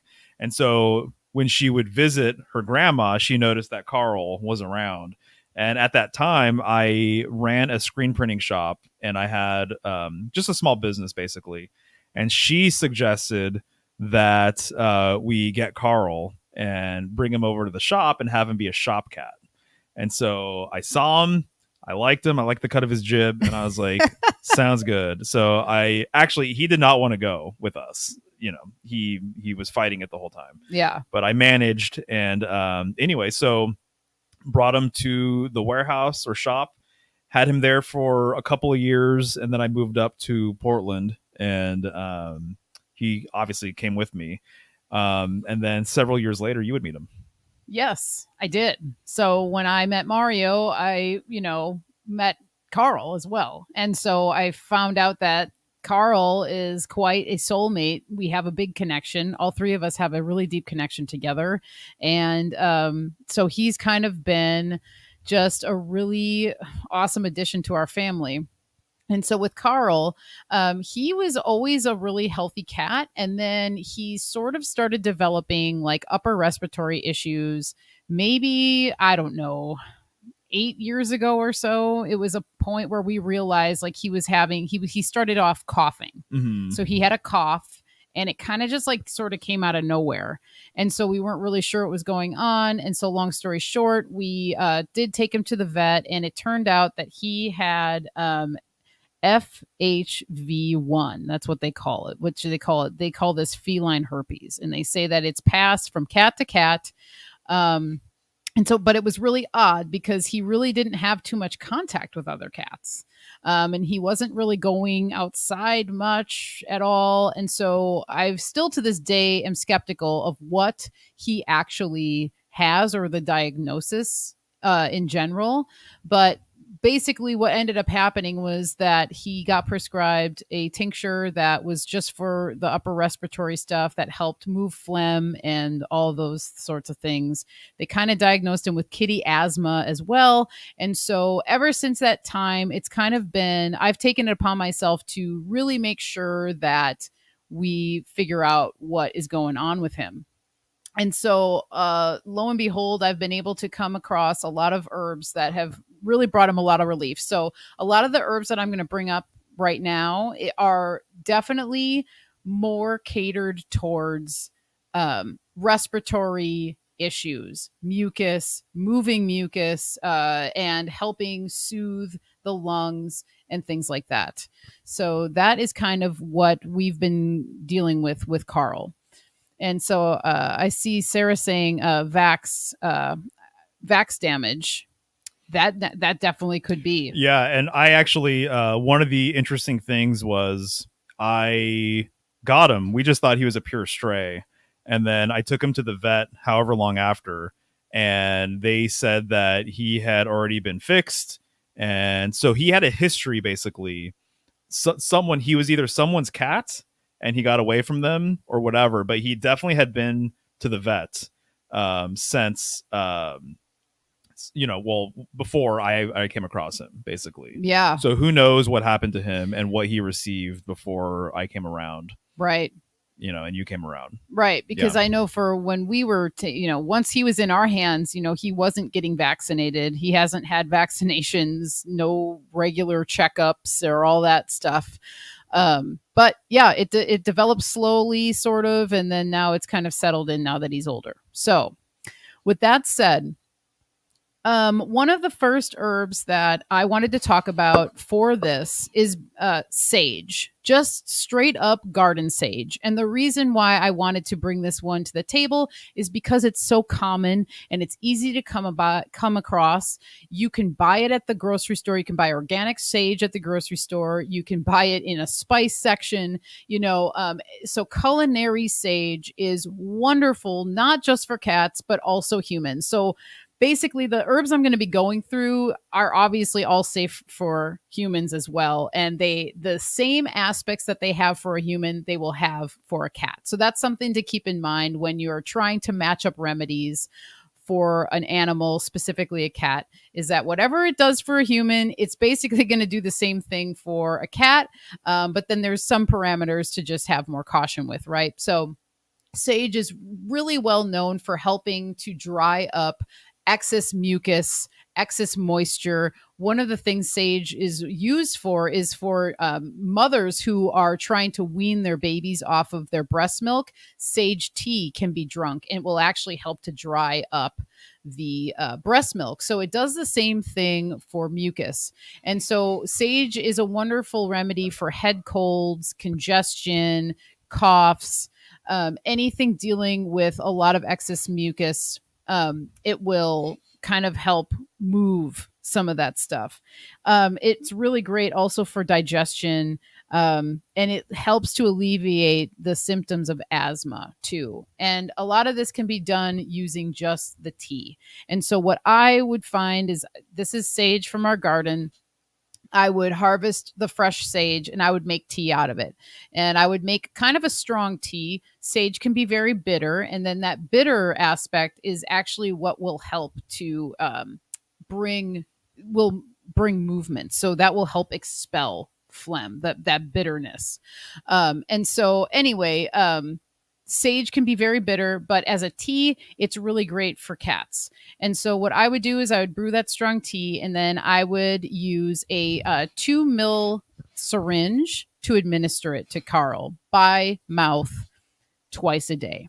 And I noticed that that really helped to clear up a runny nose. And if he was having really boggy coughs, sage was really wonderful for that. You know, and a lot of times too, I would literally just bring sage into the house and he would find him, he would go and sit next to it. Like he knew that that was a remedy for him. So just being in the energy of it, I noticed that he would be attracted to it. So that is one of the ones that I really wanted to talk about. One thing about sage is that you want to cycle it. So a lot of these remedies, you would maybe give it to them for like a week or 2 weeks, and then you take a week or 2 weeks off. Same thing with a person. You know, you don't want to just be taking something every single day forever. You can do that, but sometimes your body will just get so used to it that it might not be as effective. So you need to like switch things up for yourself and also for pets.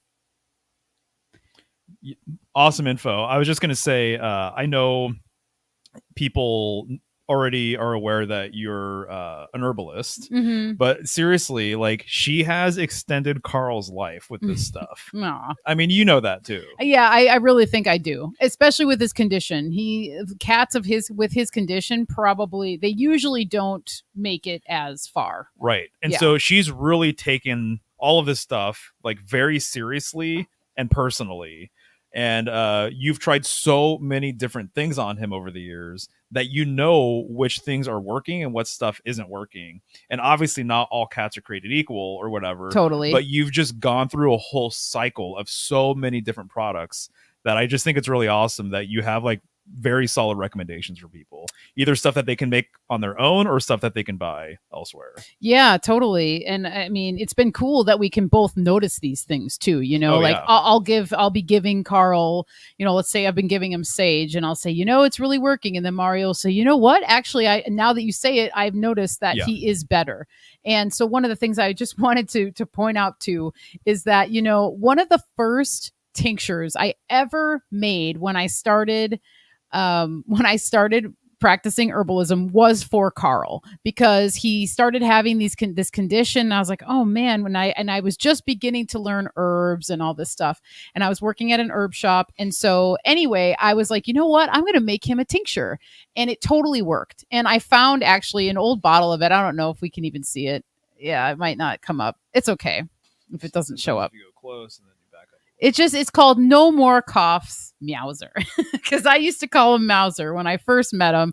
I would call him Mouser. And so do you see the date on there, 2014? Another testament. I haven't given this to him in a long time, but another testament to just the when herbs and tinctures are stored properly, they literally can last for years. And like I said, I haven't really pulled this out and given it to him. I've almost kept it as a little memento of just the my connection with Carl, the connection of this being the first batch of tincture I basically ever made, and it was for him and it worked.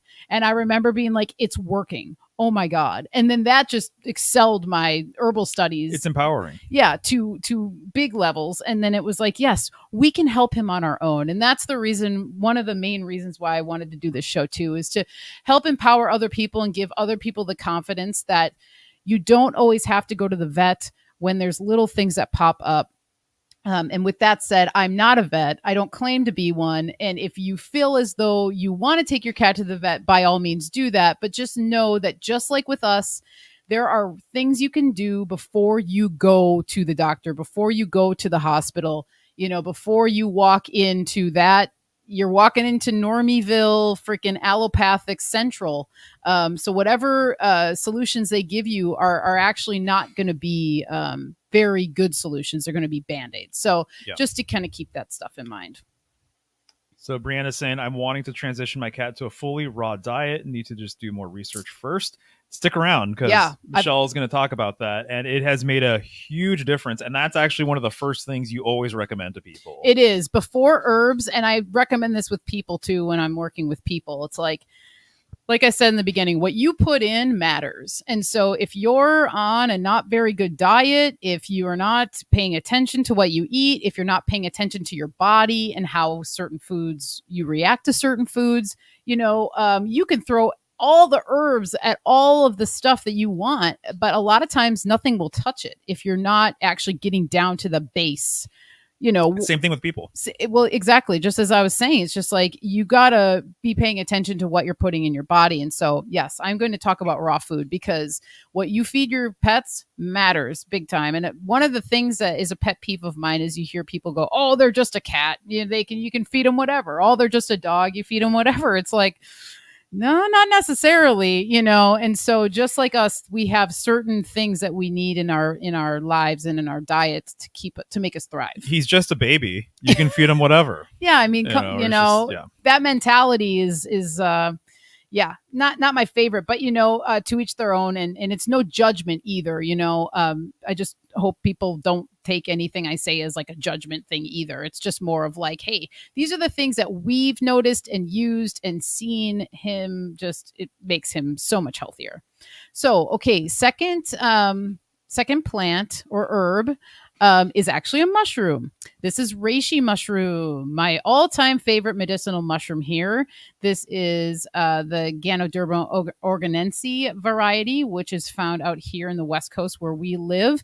So reishi has been a friend of Carl for many years. He really, it really helps him a lot when I give him reishi. And so reishi is known as the mushroom of immortality. It is so wonderful for helping stimulate an underactive immune system and also like bringing down an overactive immune system. So it's a really great balancer. It brings really great balance to the body because it's an adaptogen. And so any kind of an adaptogen, it helps our bodies adapt. It helps our bodies balance. And what it also does, it will help to if there's been any damage to certain organ systems, say from like a hacking cough, like Carl experiences, any of that damage that's done, if you're taking a reishi mushroom extract, double extract preferred, it will actually help it will stimulate the body's natural response, which is to heal. So the reishi, I've always noticed it's very calming. So it helps to calm him down. Not like he's very calm on his own anyway. He doesn't really need to have calming medicines. But if you have a cat that might be anxious or have a tendency to kind of be wacky or whatever, reishi mushroom can be a really great place to start with them.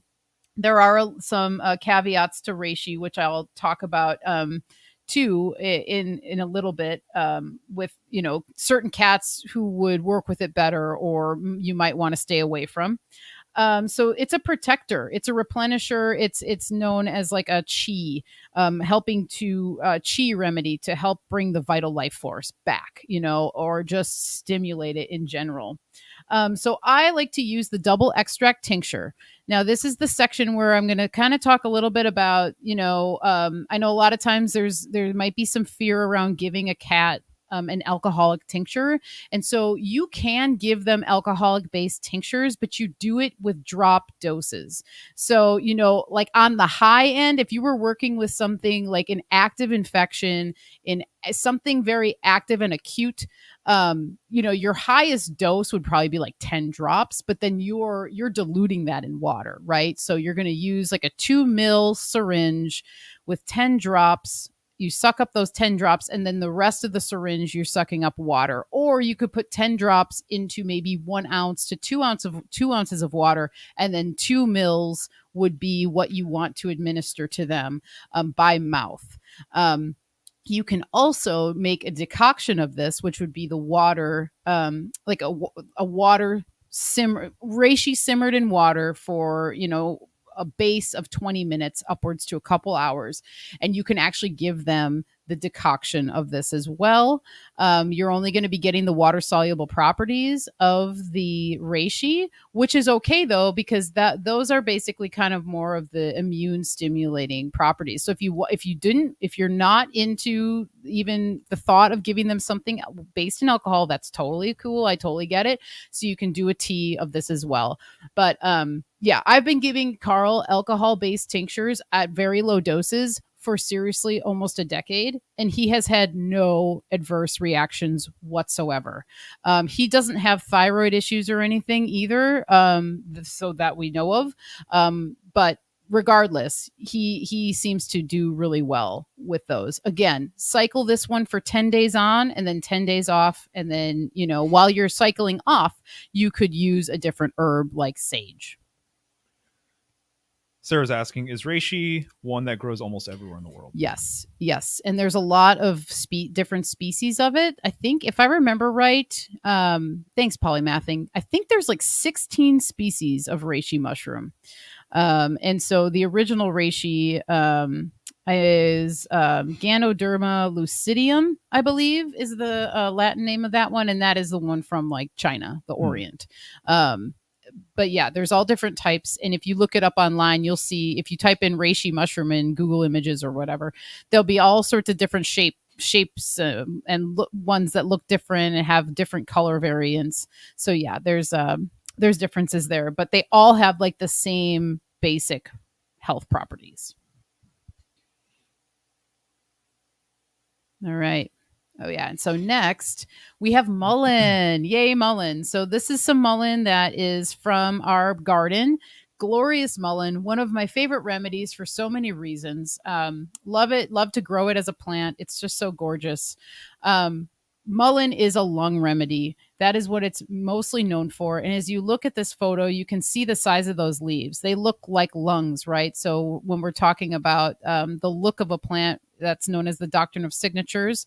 And so basically the idea that the plant tells you by its shape, the way it grows, where it grows, the color of it, the color of the flowers, it basically tells you what organ systems, what types of ailments it would be good for just by looking at it. So it's kind of more of an intuitive way of looking at plants, but it really lines up really, really well. So looking at this, great lung remedy. When you feel mullein, it's very soft to the touch, but it can also be irritating to the skin. And so that irritation that it can bring to the skin indicates how it is good for irritation inside of the body, particularly with the lungs. And those hairs represent the villi. I think it's just called the villi hairs, like inside the lungs, which can become damaged over time when you have a very harsh cough that you're dealing with, or something like asthma. So mullein is very famously known as an asthma remedy, as a remedy for things like bronchitis, things with dry, just very like hacking coughs. Mullein is really wonderful for that. It's got bitterness again to it. So again, as I mentioned with the sage, anytime you have something bitter, it's going to inspire movement within the body. And so that it will inspire the movement of phlegm, and bitter remedies also help reduce fever. And so that's another thing to keep in mind. It also has a pungent aromatic energy to it. So that's going to help open. It's going to open the lungs. It's going to open the airways, which is another reason why it's so good for people with asthma or cats with asthma. Yeah, wonderful. Yeah. And I like to give this to Carl, actually as a tincture, again, as I said. So I do the low dose, depending on what's going on. Sometimes I just give him mullein in some of the other remedies that I'm giving him, because like I'll just put like a drop or two in there, because I look at it like it's just going to bring that essence of mullein to him, which is just literally going to be lung health and healing. And that's what I'm just trying to go for with this guy, to keep him as comfortable as possible, really. And so you would do, again, the dilution of maybe upwards to 10 drops. You can maybe start at, say, 4 drops and then suck that up into a 2 ml syringe with water, and then administer that by mouth. If you don't have a picky cat, you can try and put some of these remedies in their water. I know a lot of times, if you try and do that, they will just not drink the water. But depending on the cat, you can try that too, and they might be okay with that. Or if you feed them wet food, you could put some of these remedies right into their food, and a lot of times they don't even notice it. So some people are asking questions and they're talking about non-alcoholic ways to create tinctures. And so someone brought up apple cider vinegar. Yes. And they got that based on your recommendation. And then I think maybe someone else said glycerin, or maybe you mentioned that. But is that something you'll be talking about, or do you want to address it right now? No, I will be talking about it, but I can address it right now if people are curious about it. Yeah. Okay. So let's just get into it. If you're not wanting to use alcohol, totally understand. Apple cider vinegar, in my opinion, is the better way to go, because apple cider vinegar actually will pick up more of the constituents than, say, veggie glycerin. Veggie glycerin isn't as good of a vehicle, in my opinion. It's actually like a sugar. It's a sugar alcohol, actually. So, or it's like so it's very sweet. It's very viscous. I've found when I've made glycerates in the past that it doesn't make a very strong extraction. But you can do it. And a lot of times if you buy tinctures that are made specifically for animals, there sometimes, even if it's a glycerate, there sometimes is alcohol in it, because a lot of the companies will either extract the constituents with alcohol, and then they'll add the alcoholic tincture to a glycerin base to cut the astringency or the bite of the alcohol. So that is something that you might notice when you look at labels. And so apple cider vinegar is good. If you're not wanting to do the alcohol or the veggie glycerin or apple cider vinegar, I highly suggest just making really strong teas and decoctions for your cat. Because water is actually a better...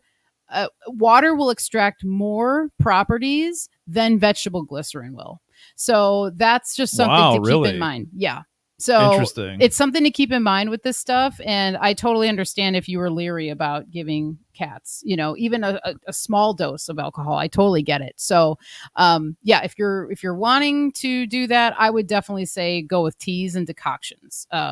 But you can also go with veggie glycerin. Just don't add water to the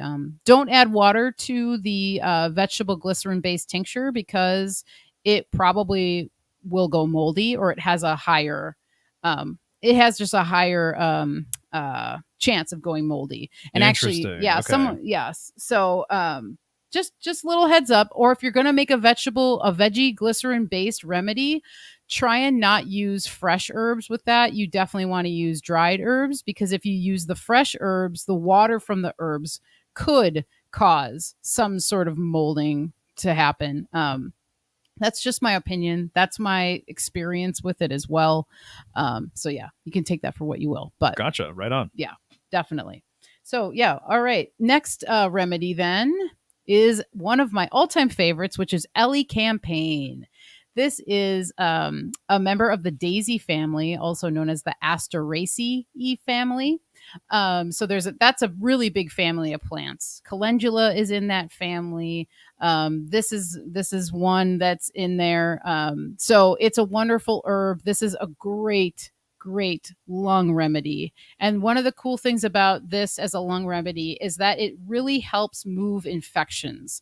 So things like bronchitis, even things like pneumonia, very heavy, wet, boggy coughs can be remedied very well with Ellie Campaign. It has a really nice warming quality to it. And typically the part that you want to use when you're dealing with lungs and phlegm and expectoring, trying to get things out, is the root. And the root is very aromatic. And it's also very, very bitter. So as you can see, there's a theme with these herbs. A lot of them are bitter and a lot of them are aromatic, which means that, as I said, they're going to help move fluids. They're going to help move phlegm, and they're going to open up the airways. And that's what we're trying to do here, specifically with our dude, Carl. And so, yes, this is one of my favorite favorite all-time remedies even to grow, because it's gorgeous and it's beautiful. And we have the illustration here kind of illustrates the shape of the leaf again, where you're seeing a lung shape. And this also too it has kind of hairy leaves, not as soft as mullein is, but it has a hairiness to it. It's very hardy as well. It's very strong. And so you have that warming quality of the sun with that yellow color that comes through. And the smell of elecampane roots, oh, it's so beautiful. It's one of my favorite smells of all time. It's like very earthy, but it has like a sweet, musty smell to it. It's just lovely. I think it tastes pretty good too, but it can be very bitter. And for Carl, what I like to do, I've given him elecampane tincture before, but I like to make him a decoction of the elecampane root.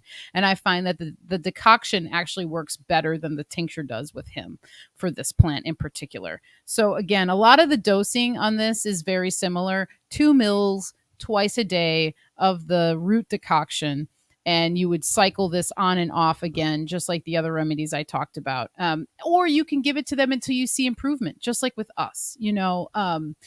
There's a lot of flexibility here, and I just want to encourage people to not be afraid. And if you are, kind of, a little cautious about it, which is not a bad thing, take it yourself first. Take something yourself and see how it makes you feel, and then you can administer it to your cat and see how it goes for them. So asthma, bronchitis, tuberculosis, that was the other thing, because it has an ability to help move any non-beneficial bacteria from the body, specifically though in the lungs. Any thoughts so far? Nice. No, it's good stuff. Someone just asked though, Sirius B, when is it best to use glycerin? So it almost seems like it's not ideal, but unless you're really trying to avoid alcohol or something, that's pretty much the main reason, right? I think so. And then obviously, why would anybody use glycerin over anything else? Well, I mean, I guess because glycerin is more shelf stable. Like if you make a tea, that's the other thing I should say. If you're making teas and decoctions, you're going to want to store them in the refrigerator, and they only last about 4 days. So that is the downfall with making the teas. You have to just make them continuously. So if you're not wanting to make something continuously on like an every 3 to 4 day basis, but you want to avoid alcohol, glycerin, that's where glycerin can be a good remedy. And what you could do is a good one would be veggie glycerin, half veggie glycerin and half apple cider vinegar. That could be a good medium, because then you're going to get a lot of those constituents that you're going to miss out with the veggie glycerin, but then you're going to get the vegetable glycerin, and the vinegar will help preserve that so much longer. So that would be my suggestion. And yeah, the caveat of the teas that they're not going to last very long, and they should be refrigerated. The way I like to look at, if you're making decoctions or herbal infusions or something like that, think of it as having like, if you were to have like a cup of blood. I know that sounds weird, but I've heard other herbalists talk about this, specifically Susan Weed. Think about if you had something perishable like that, like a liquid, would you leave that out on the counter for days? Or would you put that in something cold to preserve it? You would put it in something cold. So that's always like one of the ways that I think about storing these teas or, herbal infusions. Gotcha. Okay, good answer. Thank you. Oh, and the other thing with the alcohol tinctures is that you can evaporate some of the alcohol off. And so to do that, what you would do is you would boil some water, and then you would take your tincture. Say you have a 1 ounce tincture. Pour the 1 ounce tincture into a heat safe mug or bowl or something, and then take 2 ounces of boiled water and pour that into the tincture.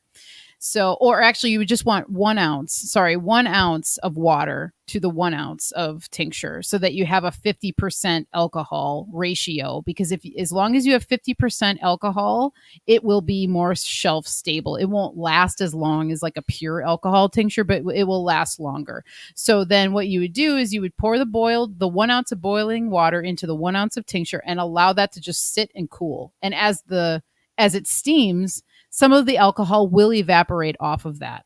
And so you're going to evaporate some of the alcohol, but then you're also going to cut the bite of the alcohol.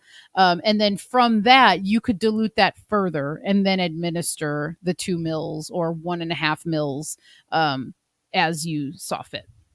Nice. So that's another little tip too for evaporating alcohol. And you can look that up online. There's directions and things like that on how to do that. All right, Usnea. I talked about Usnea in the last Vibrant, the Astro Herbalism series that we're doing, which was really awesome. So we talked about Pisces and Usnea, one of the most gentle yet potent immune stimulating lichens that you can find. I've recently begun giving Carl Usnea, and it is one of the things that has pulled him up out of the weeds. Seriously. Oh yeah, no, absolutely. And as I described the sage before, how I would bring sage into the house and Carl would just like go lay next to it. He did the exact same thing with the Usnea. We had Usnea sitting on the kitchen table. Oh yeah. And he jumped up there almost like immediately as we brought it into the house, and he laid right next to it. His face was like almost buried into it. So he knew that was going to be a remedy for him. And my most recent full moon offering is my Strong and Serene tincture, which is Usnea double extract, reishi double extract, and elderberry extract.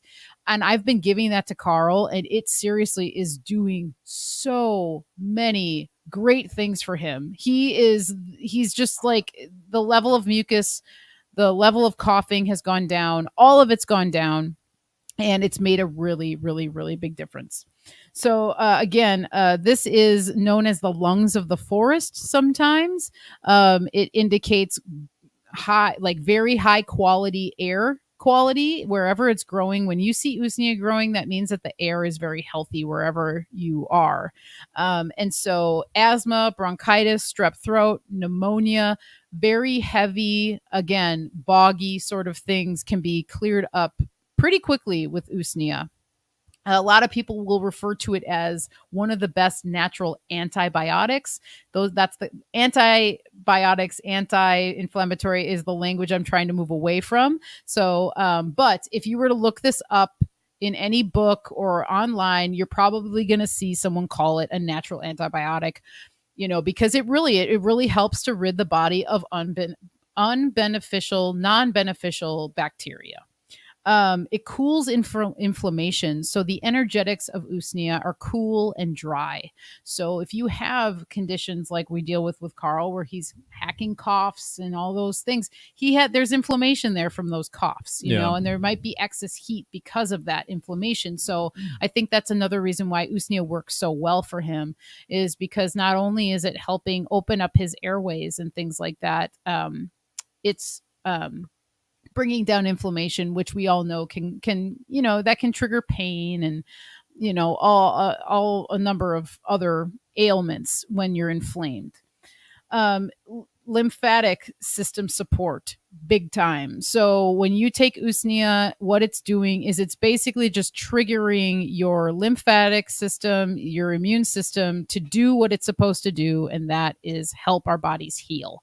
So it's just a wonderful, wonderful way to introduce herbs into your cat's life, because it's very, very, very gentle. I started Carl off on the decoction of this. Again, 2 mils a day, twice a day. I did that, and I stored that in the refrigerator. And then after giving him the decoction for a while and seeing that it was working so well, I moved on to giving him the double extract tincture and then the Strong and Serene tincture, which I just went over. And again, I basically give him about maybe 10 drops of the Strong and Serene diluted with water. And it goes down pretty easy for him. It works really well. And so the benefit of doing the low dose alcohol tinctures, by the way, is that it gets to their blood faster. And so that's another thing too. If you're working with something that's more acute, that is just something to consider there. And lastly, rosemary. And I wanted to throw this one in here because I like to give rosemary tea to Carl. I give rosemary infused apple cider vinegar to Carl as well every once in a while. And as I said earlier, when we were talking about the connection with the witches and stuff, Carl is drawn to rosemary for whatever reason. He'll go outside and he goes to the rosemary. And I've noticed this about him. Even in our old house, we had beautiful, huge rosemary bushes at the old house we lived at. And every time he went outside, he went right to the rosemary and he would start sniffing it. And so, anyway, another air remedy, another lung remedy, opening up the airways. Rosemary is famously known for helping, like, bring clarity to thought, helping with memory. But it's just a good mover. It's also known as like dew of the sea or polar plant. Oh yeah, right. So I think that it really helps us stand up tall. It helps us, just feel very strong in our constitution. And so I think the rosemary is just really great and helpful for a lot of ailments. Another very aromatic plant. No one can deny that when you smell rosemary, it is like, whoa. Yeah, it's very pungent. So the aromatics of just, helping open things up. Yes. And rosemary under the sun. Yes. There is connection to the sun and rosemary. Some people say air, some people say fire even.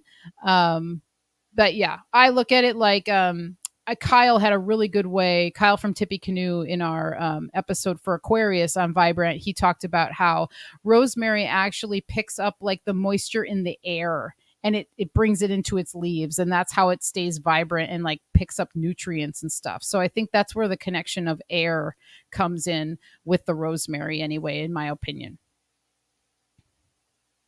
Yes, I know, right? Never thought cats would drink tea. How classy and fitting. It really is. And so, you can do the same sorts of things with bone broth and stuff like that too. Supplemental herbs that I just wanted to quickly bring up. Stinging nettle, great for seasonal allergies. So a lot of times cats will, just like us, they might be affected by pollens and stuff. Nettle tea is really wonderful. Also helps to move. It's a mover, it's a shaker, it gets things moving. Inflammation can be reduced also with rosemary as well. Another supplemental herb I just wanted to throw in there is elderberry. As I said, I've been given elderberry in the tincture I've been giving Carl. There's elderberry in there. Helps with inflammation, clears congestion and stagnation. It's a really good protector. So a lot of people know elderberry as an immune stimulating, immune boosting herb, right? Or berry. And so, yes, that is a really nice one too. And with elderberry, you want to be a little more cautious, maybe giving them a little less of elderberry. You can make elderberry tea, but maybe give that to them maybe a couple times a week starting out, and then see how it goes. And then you can, go from there with the elderberry.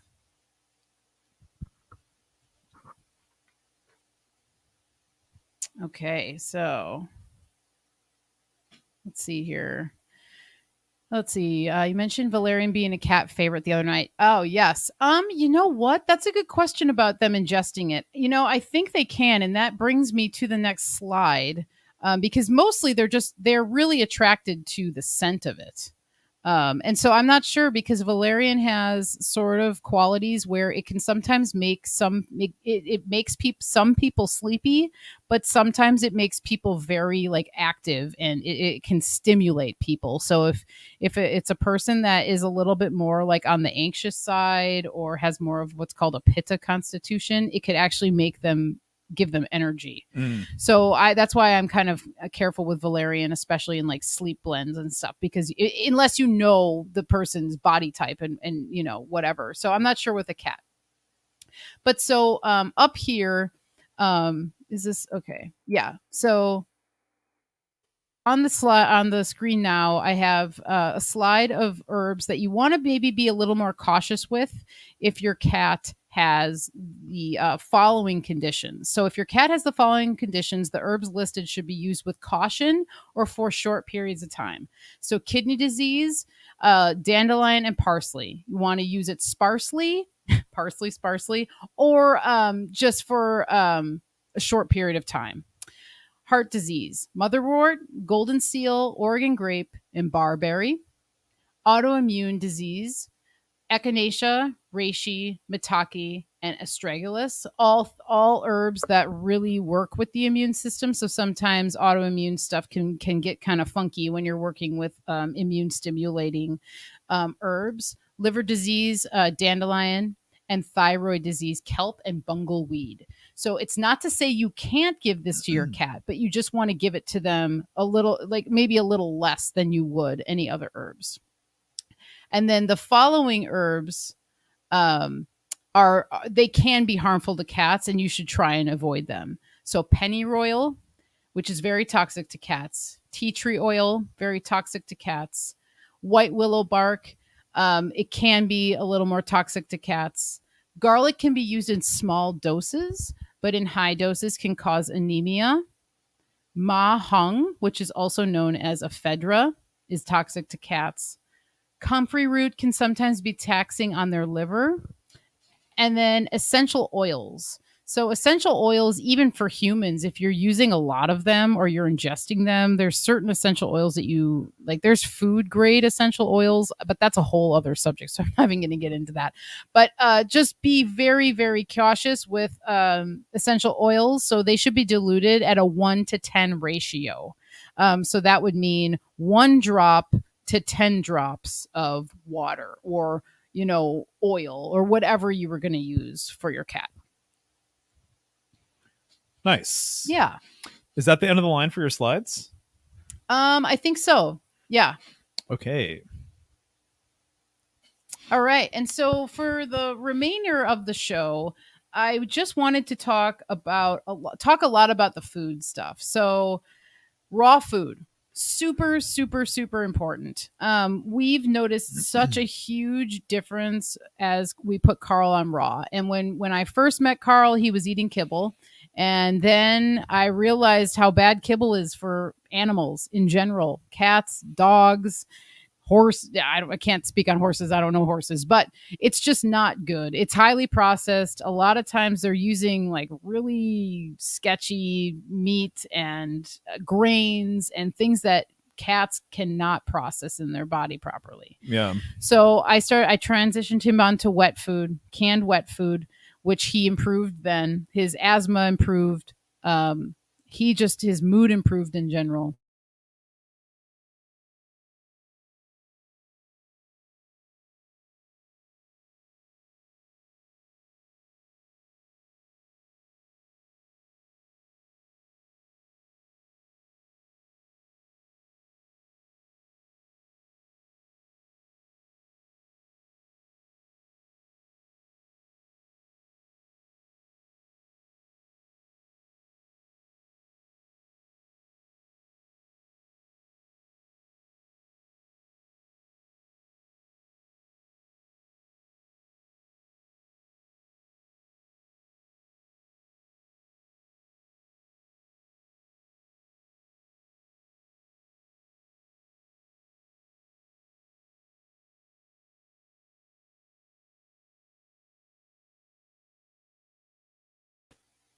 Hey, guys. Are we here? I think we might be here. Okay. So the stream went down. All right, we're back. Yeah, I think we're back. We're just going to check YouTube real quick, make sure that we are still live. Okay, guys. Not sure what happened. We do live remotely, so our internet connection is actually not that hot. It has it's never been great. So right. I think it has something to do with that. That's okay. Yeah, well, yeah. Thanks for sticking around. Oh, it says no sound though. Okay. Let's see, no sound, audio. Hello, hello. No. Hey. Can you guys hear us now? Let's see.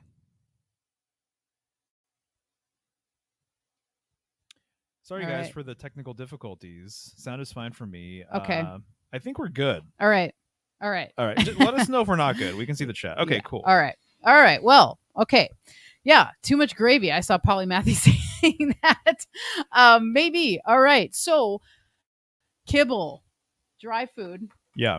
So we were talking about that, and then I do see people in the chat kind of just like confirming, yeah, the stuff is really not very good for them. And so if you're experiencing some sort of health issues with your cat, and they are on dry food, I would suggest trying that first. Trying to transition them off of dry food is one of the most beneficial things you can do for them.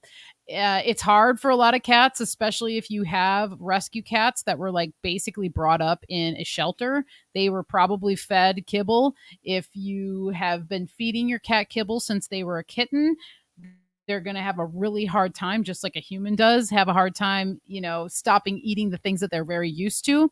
There's a lot of picky cats out there. Cats are known to be picky. So you have to really, That's true. I was gonna say because I remember one of the first times I tried to give him raw food, and he wasn't having it for whatever reason. Yeah. And so he didn't like it. But rest assured, though, I mean, it's one of those things where it's almost like I regret giving him dry food now that I know how bad it is, sort of thing. But way earlier on, when I had Carl, it wasn't even a thought for me. That's not where my head was at or whatever. Yeah. But really, though, it's so bad for these pets. It like shouldn't even be an option, kind of, in a way. So all you can do now is just like tell people like, hey, have you ever considered not giving him dry food? Because it's like you're giving them like chips or junk food. Yeah. That's basically, and then it dries them out and everything else. And so there's like so many different issues with it. And just kind of some people said in the comments earlier, they're mentioning like some of the premium brands or like what doctors recommend or whatever. So you think you're buying something, and because it costs just like $5 or $10 more, but it's still dry food, you think you're doing them a favor. Yeah, you think you're doing them a favor. You think whatever, this is good enough for them. And it sounds to me like there's really no example where dry food is like basically acceptable. I mean, look at what they would be eating out in the wild. Well, exactly. And that's all you have to do is just look at their natural tendencies and habits and stuff. And so now, all these years later, like Carl's 17 or whatever, I see people and they just have the bowl, or now they have the automatic feeder things too. Right. A lot of people have that, and so it just spits out a bowl of dry food, and then all that food is just stacked in there for weeks or a month or two or whatever. And it definitely bothers me now, but I do regret not being more proactive with all that stuff. Yeah, but you don't know what you don't know. No, it's totally true. And it's you totally almost, true. You can't, you can't beat yourself up or anything like that, because sometimes, I mean, what's the first thing in movies and shows? They show animals eating kibble, and it's just like, oh yeah, give the dog kibble, give the cat kibble, whatever. But yeah, no, it's really not good for them, specifically cats. So cats, they don't process carbs very well. And so that's the whole thing. Like they don't need, and I was actually talking to Binaboo about this, but like cats, they don't need vegetables. They don't need to eat some of these additives that are in certain foods, even canned foods. Like there's canned foods out there that'll have like carrots and whatever, kale or something or whatever, and it's advertised as healthy, but it's like a cat doesn't need that. They literally need meat, muscle, meat, and bone, and their stomachs are highly acidic. And so because it's so acidic, they're able to break down the bone and the muscle and the tissue of raw food, of raw prey, right? And not only is it good for their overall health, but like they need the enzymes. So it's good for their mouth. It will help to like clean their mouths and their teeth and things like that. That's why a lot of people will give their cats like chicken necks or whatever, because the bones, it like actually will help them clean their teeth. Right. So shout out to Marty Leeds, Gnostic Academy. What's going on, dude? I actually met you years ago at the Free Your Mind conference. Oh, yes. Did you meet him too? Was it the one in 2014 that we went? Or? Yeah, 2013 or 14 or whatever. Totally. So anyways, I've been following your stuff off and on ever since then. So it's awesome that you're here, dude. So yeah, what do you say about this question? Okay, yes. So they won't eat the raw meat. Totally get it. So there's a couple options, and I'm glad you asked. So with the raw stuff, with a cat that won't eat raw, one thing you can do is you can try wet food. And so I don't have it here, but there's a really great brand known as Feline Natural, and they specialize in food that is like 98 to 99% all meat and bone or and organ and everything else. So there's no like real fillers in there. That's a really great brand that you could start. If you're wanting to try raw though, and they won't eat the actual meat, they make freeze dried foods.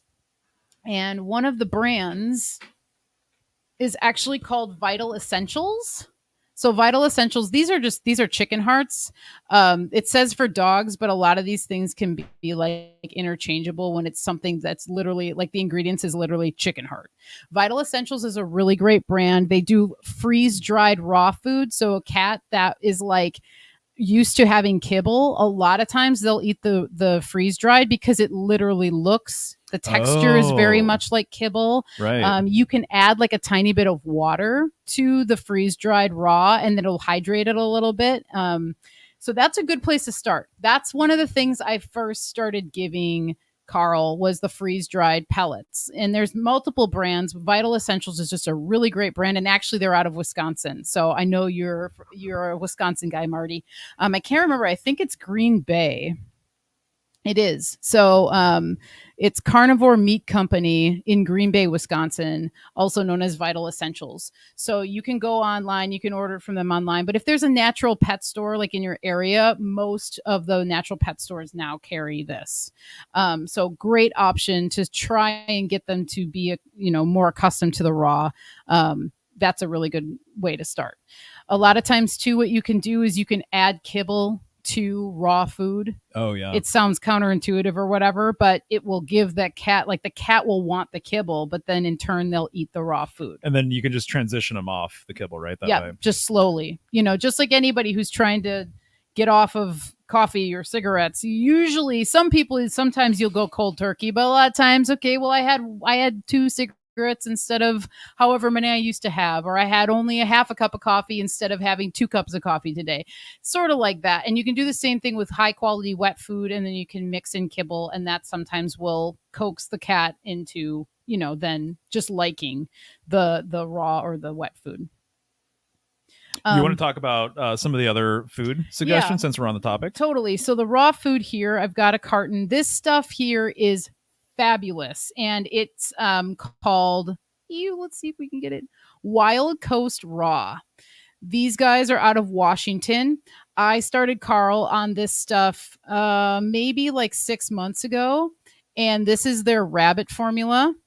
He loves this stuff. And every time I go to the pet store, I have a pretty good relationship with the people at the pet store because I just love talking to them and I love animals. And they've just been saying like that the Wild Coast Raw food, dude, the cats just go nuts for it. And same thing with Carl. He I started giving him the chicken hearts, and I was like, whoa, this guy wants to be on raw again, because for a while he was just eating canned food. He didn't want raw. And that's the thing with cats. They'll go back and forth. Like they fluctuate. And then all of a sudden he just wasn't into his canned food anymore. And so I bought some of the chicken hearts, which are just freeze dried raw chicken hearts. And he was just going nuts for them. And then I thought, okay, I think it's time to like incorporate the raw food again. And so I got the Wild Coast Raw, and he has not gotten off of it. He loves it. He like begs for it. And so I think there's something with the texture and how they grind the meat. So there's all different flavors. They've got beef and chicken and turkey and rabbit. They have a duck formula that Carl really likes. So that's a really great brand to go for. Regionally, I don't know if you'll be able to get it everywhere, but they do have a website, and they're a smaller company, which is cool too, to be able to support smaller companies. So again, if you can't get them on raw, I totally get it. Try wet food. Try a high quality one that does not have, make sure you read the label, because a lot of them use potato starch and pea protein to thicken it. They'll use like guar gum and carrageenan in some of them. Some of even the more natural canned foods have natural flavors in them. So just read the label, just like you would read the label for the food that you buy for yourself. That's how I look at it. And that's how I've always kind of looked at it with him. Once I really wanted to get down to the bottom of his ailments, I'm like, there's no reason I shouldn't be reading the labels, just like I read the labels when I go to the grocery store for us. Yeah, right. So just taking the kind of like the same mentality. Another great raw food brand is called Quest, and it's frozen and it comes in pellets. So again, Marty, back to that pellet sort of thing that the cats kind of like.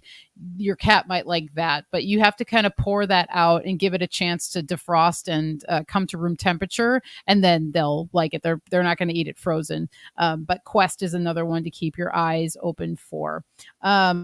Open Farm is another great canned company. And then, as I said earlier, Feline Natural, which is out of New Zealand. So sometimes it's harder to get, can be a little bit more pricey, but it's totally worth it because it's really high quality canned food that is almost all meat.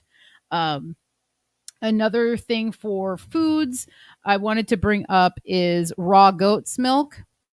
Maybe you have a goat at home, maybe you don't, but you can go to a lot of natural pet stores sell it frozen. And so you can defrost it. And that is just wonderful for their gut biomes, getting the nutrients from the milk, because cats can have an issue digesting cow's milk, actually. So it's kind of one of those inversions of seeing the cat drink, a bunch of cow's milk, especially highly pasteurized. Raw milk, different story, just like for us. Right. Our cat will drink raw milk every once in a while, but he doesn't drink a lot of it. But the goat's milk, just like for humans, we can process goat's milk sometimes a lot more easily, especially when it's raw. So that's something to look out for as well. Another thing I wanted to bring up is filtered water. We drink filtered water. So I thought, well, why shouldn't our buddy drink filtered water, right? So quality of water is really important. Moving water, obviously you're going to talk about that. Yep. We bought him a cat fountain. You can buy them online. Stainless steel, I would recommend. There's a lot of plastic ones out there, but the stainless steel ones are really nice. Ever since we got him that fountain, man, he drinks so much more water. He drinks the most water he ever has. And it was such a noticeable difference, guys. I mean, we would see him go to his water bowl every once in a while, but literally, like the day we got the water fountain for him, he was all about it. Oh yeah, and then it's moving, so it's like fresh. It's fresh feeling to him, and I change the water every couple days too.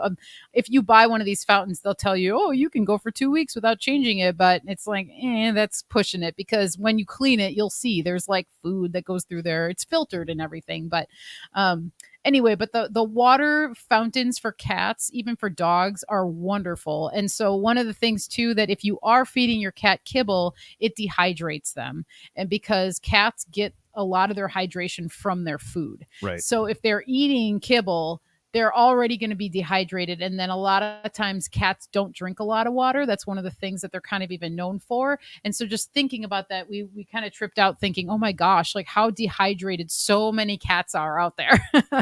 So, it's sad, but once you find these things, you can change habits, and it's okay. Like, it's not about beating yourself up for not doing it. It's just about changing it and then moving forward. Right. That's the best thing you can do for yourself and for your cat. Another thing I wanted to bring up was litter. We use cracked pine for him. And one of the little hacks, I'll say, you can buy cracked pine litter at the cat store or the pet store, and it'll be like a 20-pound bag for probably like $15. But one of the hacks that a friend of mine told me about is if you go to the farm store and you get the natural bedding for like horses or, whatever, for like pens and stalls, it's the small little pellets. They look like the wood stove pellets. It's the exact same thing, and it'll save you, like, you'll pay like half the price for it, and you can get like a 40-pound bag of those pellets at like Coastal or any of the farm stores for about like $7. And that's just a little hack that I've learned. I don't know if it's for horses, but it's neither here nor there. But yeah, the natural bedding for the animals. Yeah, no, it's literally for like horse stalls and stuff. Like, they'll put it down because it absorbs the urine really well, and it kind of keeps the smell down. Okay. And so if you switch over to the pine pellets. Mhm. It's different, it doesn't clump up necessarily like the clumping litters and all that stuff, Right. but it's so much better for them because It's literally just litter for other animals. yeah, Basically. it's used on farms and Gotcha. things like Yeah, that. yeah, yeah. And that's why farm stores sell it. Right. But it's just a little hack to save. It's way cheaper. Yeah, to save just a little bit of money, because a lot of the times this natural stuff is like, it can be marked up quite a bit. But you can find a lot of the same things in other places. Well, there you go. So she uses it for her horses. So we got confirmation. There you go. Nice. Yeah. And look at her avatar is even her with the horse. There you go. Yeah. Perfect. Thank you. Yeah. It's great stuff. And it's affordable. If you're buying it for a cat, obviously for horses or like bigger areas, you're going to be buying multiple bags, but I'll buy like 2 bags at a time. And it usually is like $14 and that lasts months. That's a month's worth of litter for Carl, because you can use less than you would have to certain other litters. But like, a lot of the clay based things, or now there's these kitty crystal litters that look really pretty in the box, but it's like, what the hell is that material? And the cats, their paws, just like our skin, it absorbs things really well. So their paws, they absorb everything that they're like coming in contact with, which is another way that you can administer certain medicines. You can put it onto their paws, specifically like CBD tinctures that are coconut oil based, kind of like this one. This is a brand I wanted to show everybody. Can we see it? It'll get there. Lazarus Naturals. Nope. A little further away, a little bit more. Maybe it's not going to come. That's okay. But it will. Well, so CBD for cats is wonderful. Carl really likes it. Lazarus Naturals. They are out of Lazarus. Lazarus. Sorry. They're out of Portland, local company to our area. All of their stuff is freaking so high quality and awesome. And they make really great pet tinctures. So they're formulated for pets. So they're a little bit lower dose. And it is a full spectrum CBD tincture. So, now we're all blurry, but that's okay. You can still hear us. But that's a great brand to look for CBD. And as I said, you can administer it to their paws instead of orally if you don't want to do that. I, for a long time, just put the drops right into Carl's food, and he never even tasted it or seemed to care that it was in there. And it's lovely. What's up, Kaylee? How are you, my lady? Hey, Kaylee. Nice to see you. Okay, and so moving on then, we have one of the best snacks that I've found Carl just absolutely loves is unrefined coconut oil. This guy goes nuts for it. This is really funny with the camera. He loves it. The way we found out that he liked it is because I still to this day use it as like a lotion just all over my body. And so I was going over to Mario's apartment, and Carl would always sit on my lap and he would always lick my hands. And we were like, why the hell does he like to lick your hands? Right. And then we realized that, whoa, it's the coconut oil. He totally loves the coconut oil. So now I have a small dish of coconut oil for him at all times, and he eats it every day, a couple times a day. And so he's all about it. He loves it. It's great for their coat. It's great for helping with digestion. It has all the same benefits it has for humans, it has for cats. Some cats like it, some cats don't. Carl freaking loves it. So I leave it out for him all the time. And find yourself some really good quality, like organic, unrefined. They love that it's the smell that gets them, just like us, as people, you smell a food that you want and it's like, oh yeah, like it starts your system going. All right. Okay. Unsalted grass-fed butter is a really nice treat for them. A lot of cats like butter and a lot of cats like cheese. I know I mentioned that they don't digest it as easily, but a little bit, I find, after I give Carl medicine or if I give him a tincture or a tea or whatever, the positive reinforcement of a treat is always really nice. I stay away from dry, crunchy treats just because they're just really not that good for them. But as I showed, the Vital Essentials brand, they make freeze-dried minnows, which he loves. They're just little minnows, straight up freeze-dried. Loves those. I give him a little bit of butter, or I'll give him a little coconut oil as a little treat after he gets his dose. And he likes it. He does like it. He's a spoiled boy. He is. And so I know we talked a lot about apple cider vinegar earlier. Apple cider vinegar, great internally, great externally as well. Sometimes cats, just like humans, they'll develop like skin tabs. Carl has definitely developed those on the back of his legs. And pure, just like undiluted apple cider vinegar on a Q-tip, apply that right to the skin tab, and that skin tab will fall off in like 2 weeks. It will turn black. It'll kind of it'll start to look like, oh gosh, but it's because the blood flow, it's like stopping it. Apple cider vinegar, is a wonderful remedy for warts and things, but skin tabs as well on humans. And so if you're seeing that your cat's maybe developing something like that, no need to freak out. It's probably not anything that needs to be looked at by the vet. It's probably just a skin growth. And if it doesn't fall off within 2 weeks or whatever, then you might want to start thinking about maybe something else. But most everybody knows what a skin tab looks like. But the pure apple cider vinegar applied does wonders. Nice. That's a good pro tip. Yeah. And another little pro tip I'll say, because we're getting kind of long in the tooth here, but I've just got a few more things to go through. Sometimes you'll notice cats can, you're welcome, Ian. Good night. Thanks for tuning in. You'll notice sometimes cats can develop like it's like blackheads around their lips. I didn't know what this was actually until about 4 years ago when I noticed Carl was getting like some kind of like black stuff around his lips. And I was like, wonder what that is. And I was looking into it. And sure enough, cats can kind of start to develop blackheads around their lips, especially when they get older. And so one of the remedies that works really well for that is witch hazel. And so again, with a Q-tip, it's going to sting them a little bit, but it just like with witch hazel, if you put it onto a cut, it stings for a second, but then it really is very soothing. That's one of the greatest properties of witch hazel. But we'll kind of, get them nice and relaxed, and we'll take a Q-tip saturated in witch hazel and rub that along his lips, and it takes the blackheads away. Maybe a couple days, of doing that. And you might have to do it continuously because they might redevelop, but witch hazel is a good remedy for that. Nice. And then before we kind of sign off here, one of the last things I wanted to talk about was UTIs, because Carl, that's a big one, yeah. As male cats have a tendency to have UTIs more than female cats. And a lot of times it's caused by kibble. A lot of times kibble is the culprit of kidney disease, diabetes, these weird cancers that animals are developing. No doubt vaccines and stuff can definitely be a cause of that. But the food that they eat really matters a lot because they're very sensitive creatures, as are we. And so he was getting UTIs quite a bit.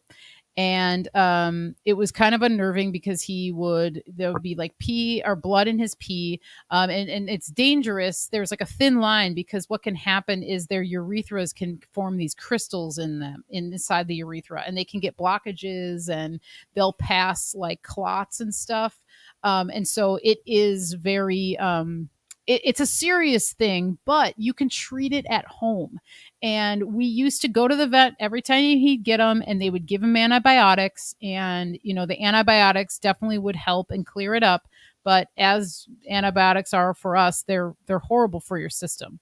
So one of the other brands, and I don't want to make our camera go all wonky again, but there is a brand called Snooks, and they are another local company to Washington, super small family business, awesome remedies for pets. They have a tincture called Bladder Solution. This is an alcohol-based tincture, but it was highly, highly recommended by our pet store, and it is very effective. And it's very effective even at a low dose, like 10 drops. So that I use for bladder health. Wonderful stuff. If you can find they have a website as well. Now I use DMSO with Carl, and I only use DMSO with Carl when he has something going on with his bladder. Now, knock on wood, he hasn't had anything for a while, a couple years now. Maybe last year was the last time he had something, but very low dose DMSO can be used. And I'm talking like 1 drop put into maybe like 2 ounces of water, and then you're only giving them like a 2 millimeter dose of that. So super low dose. Just like with people, you really want to start low with stuff like DMSO. So DMSO is used specifically for bladder infections. Like it's one of those, that's one of the remedies that can be used for bladder infections. And so anyway, DMSO, I used DMSO with him. I used the bladder solution tincture, and I also use MMS, which is also known as Miracle Mineral Solution, made famous by Jim Humble.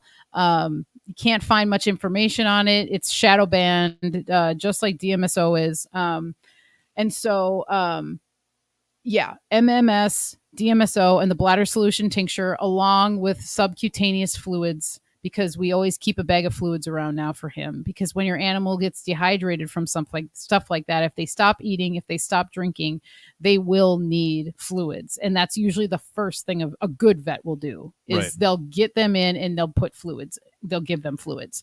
So between having fluids and those other remedies I talked about, I was able to knock out his bladder infection in a couple days. Yep.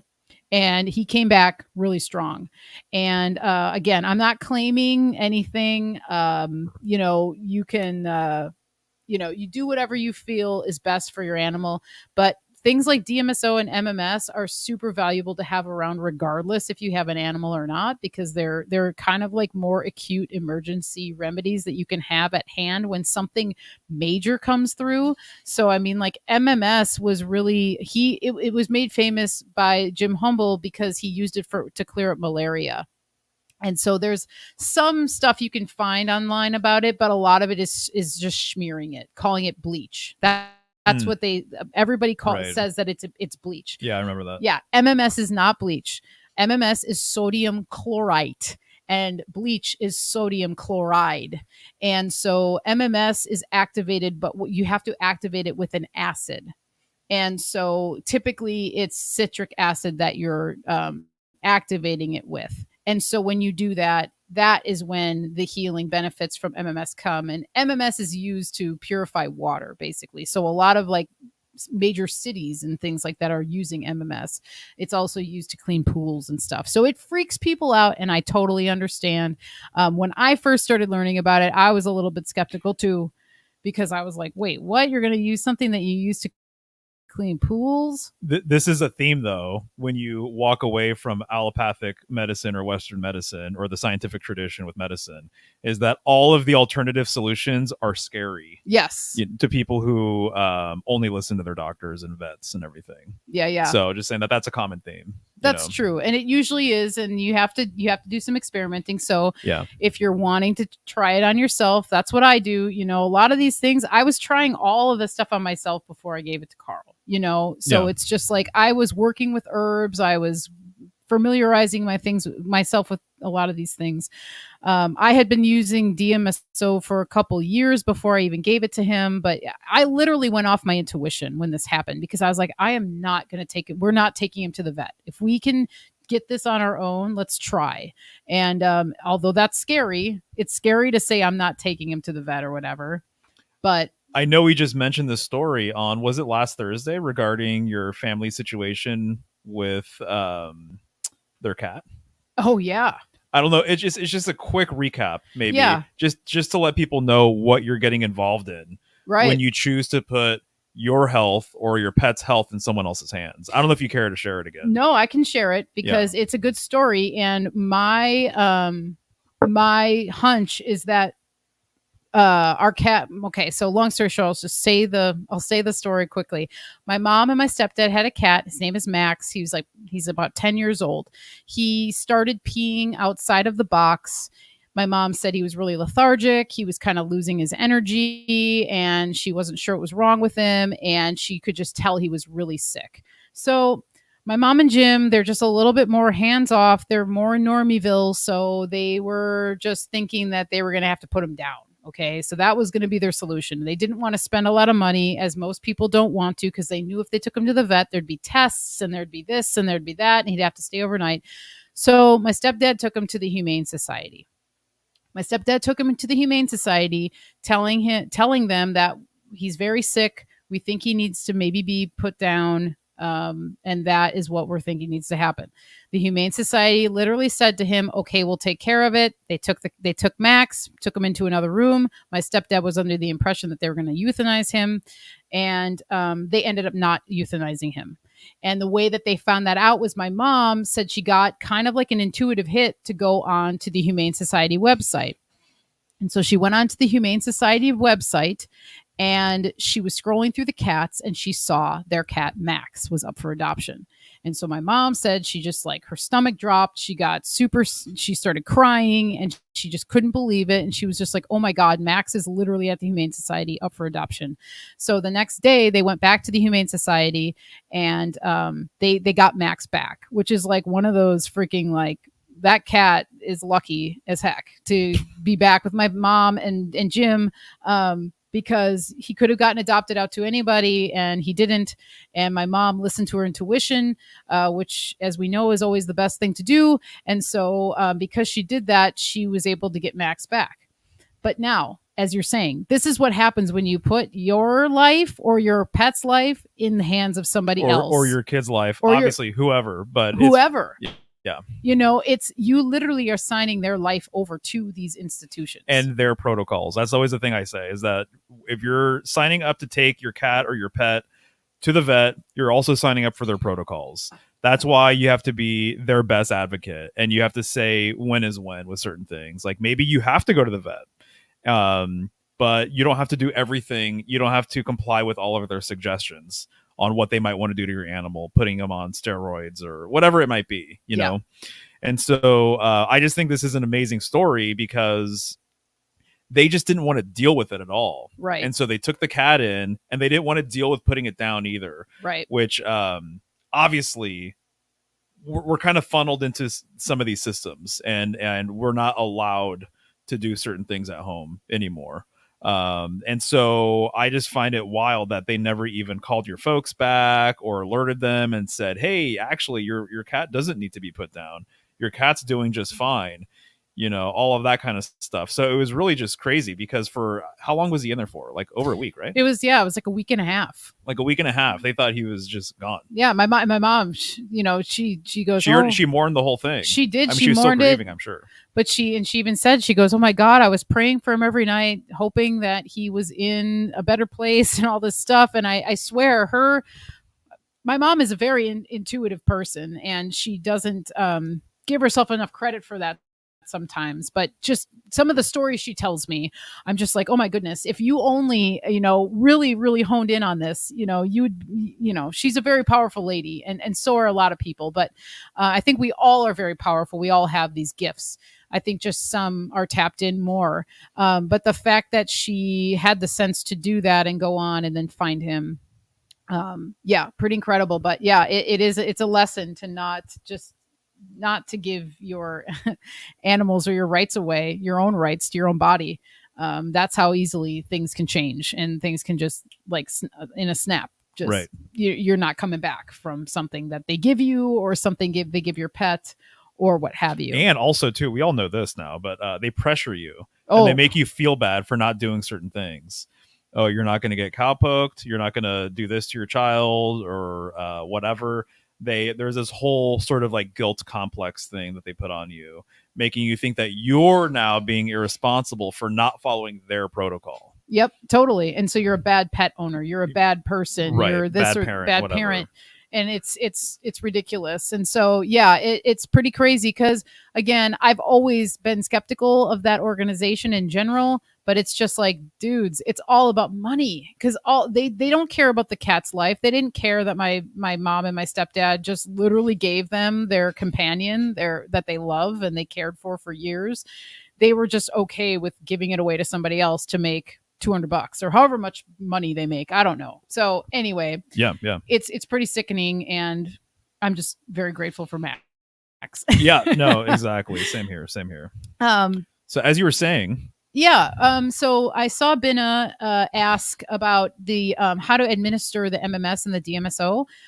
So what I did was, as I said, I took 1 drop of DMSO to like 2 ounces of water, And then I administered 2 mils to him, like 2 to 3 times a day, with the DMSO. And that's what I did with that. And then the same protocol with the MMS, diluted it quite a bit, and then gave him 1.5 to 2 mils of the MMS. And it was pretty awesome to see. And I did see that Ben has been mentioning colloidal silver, which is also a really great option too. And the colloidal silver is so awesome because it really doesn't have a scent or a taste. So you can put that into their water or into their food. And even if it's a picky cat, they probably won't turn an eye at all. And you know what?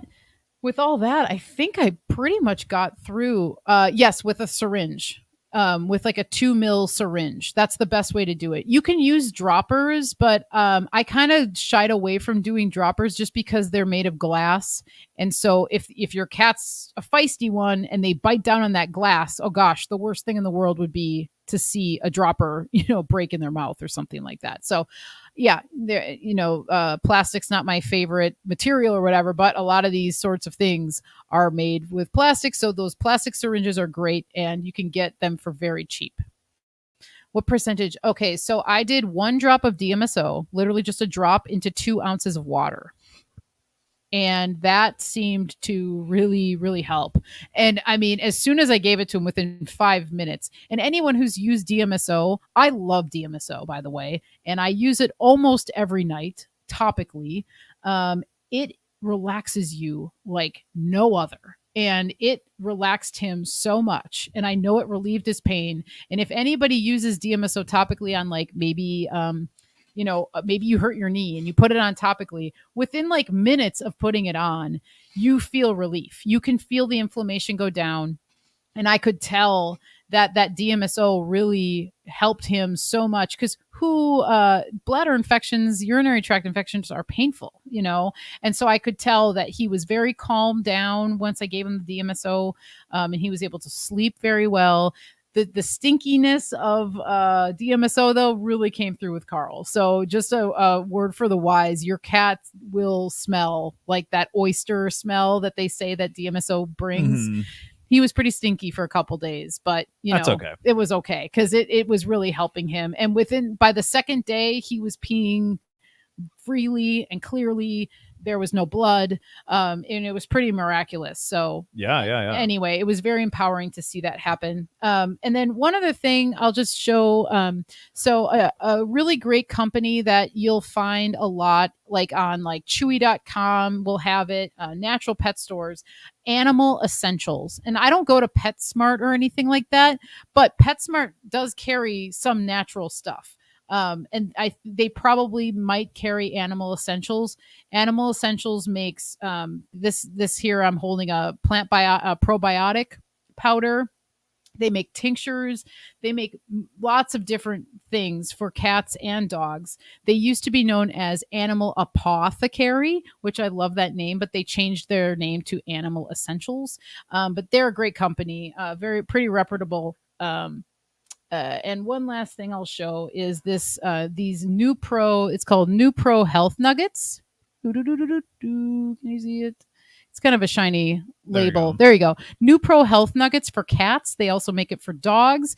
This stuff is wonderful. Very high in probiotics. There is, there's nutritional yeast and kelp in here, flaxseed, desiccated liver, fish meal, alfalfa, amino acids, enzymes, garlic, calcium citrate, and the probiotic. This stuff, like, talk about like bringing your cat to life and like vivifying them, making them energetic. The New Pro Health Nuggets are great, and they are it's like a dried formula, but what you can do is you can crush it up into a powder and you can like sprinkle it on their food. Some cats will just eat it as is, and it's literally like a teaspoon, 1 to 2 teaspoons a day. After about 4 days of administering it or giving it to them as treats, you'll notice a difference. So nice. Yeah. Hell yeah. Yeah, and with that, I think I got through everything. That was a good rundown. That was a pretty great rundown. Thanks for hanging out with us, guys. That was super, super fun. And I'm so glad Mario got to hang out and give us the symbolism and folklore totally stuff. I was happy to do it. Yes. Oh, yes. And Amanda Vollmer, yeah, she's such a queen, man. She is great with the DMSO dosages and guides and resources. Get her book Healing with DMSO. And I think she might have a section on pets, but I can't remember. I'd have to look. Anyway, yeah, Amanda Vollmer, she's all about it, all on it. And yeah, so anyway, this was fun. So glad we finally did it. Agreed. Yeah. Yeah, totally, for sure. And maybe there's more to come during Leo. I don't know. I think there will be. And, I think too, like I might, just like I did with the my cannabis episode, because I referenced one of my cannabis classes. A lot of the information that I shared with you guys is from a class that I taught about 5 years ago. So, and I've added to it for tonight because I've learned so much more since I taught it. But I may be offering this as a class coming up. You totally should. Yeah, because there's even more in-depth things that I could get into. But yeah, we've been going for almost 3 hours. So yeah, I think that will conclude it. But please feel free and reach out if you have questions for either Mario and I about anything we talked about tonight. Again, just like have confidence. Know that you can handle a lot of situations at home. Know when is when as well. I would never deny someone. I would never tell someone to ignore anything going on with themselves or their animals, or to deny themselves a trip to the vet if they really felt like that was what they needed to do. Also know that there's holistic vets out there. We used to take Carl to a holistic vet in Portland, and they are much more gentle. They use herbs. They can administer B vitamins to your cat, things like that like a conventional allopathic vet won't do. Holistic vets do go above and beyond and try to be a little bit more gentle. Oh man, I mean, the last time we and to your point, that we felt like we needed to take Carl to the vet, and so because of where we live, we didn't have too many options, really. Yeah, there's not many there's not a lot of people out here, and so there's not a lot of services out here for a lot of different things, including vet services. And so we took him to the nearest vet, essentially. Oh God. And it was not good. No. And so it had been a while since I have stepped foot into a place like that, but just the vibe, the just everything, the amount of ads everywhere, it just was kind of like, it was very disheartening, the whole entire thing, from how it actually felt being in there, her approach, how she didn't really ask questions. She just assumed certain things, and you could tell she just wanted to fast track us with her solutions without really even without really diving into his history or like what's really going on. And we're like very perceptive people when it comes to Carl. Yeah. And so it's like, especially you really keep tabs on how he's feeling, if he's having an up day, down day, this, that, and the other thing. And they just like were not interested. And so it was the same old, kind of what we expected in a way, but even worse, actually. It was, and it was sad because just knowing how many people kind of throw their hands up and they're just like, well, the vet knows best or whatever.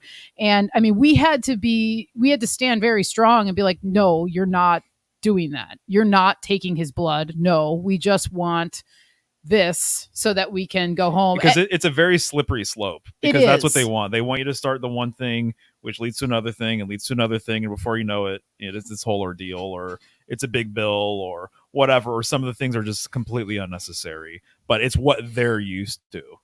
Obviously. Yeah. And like not even to their defense, but like as an explanation, just like with white coat doctors, it's like, that's what they learn.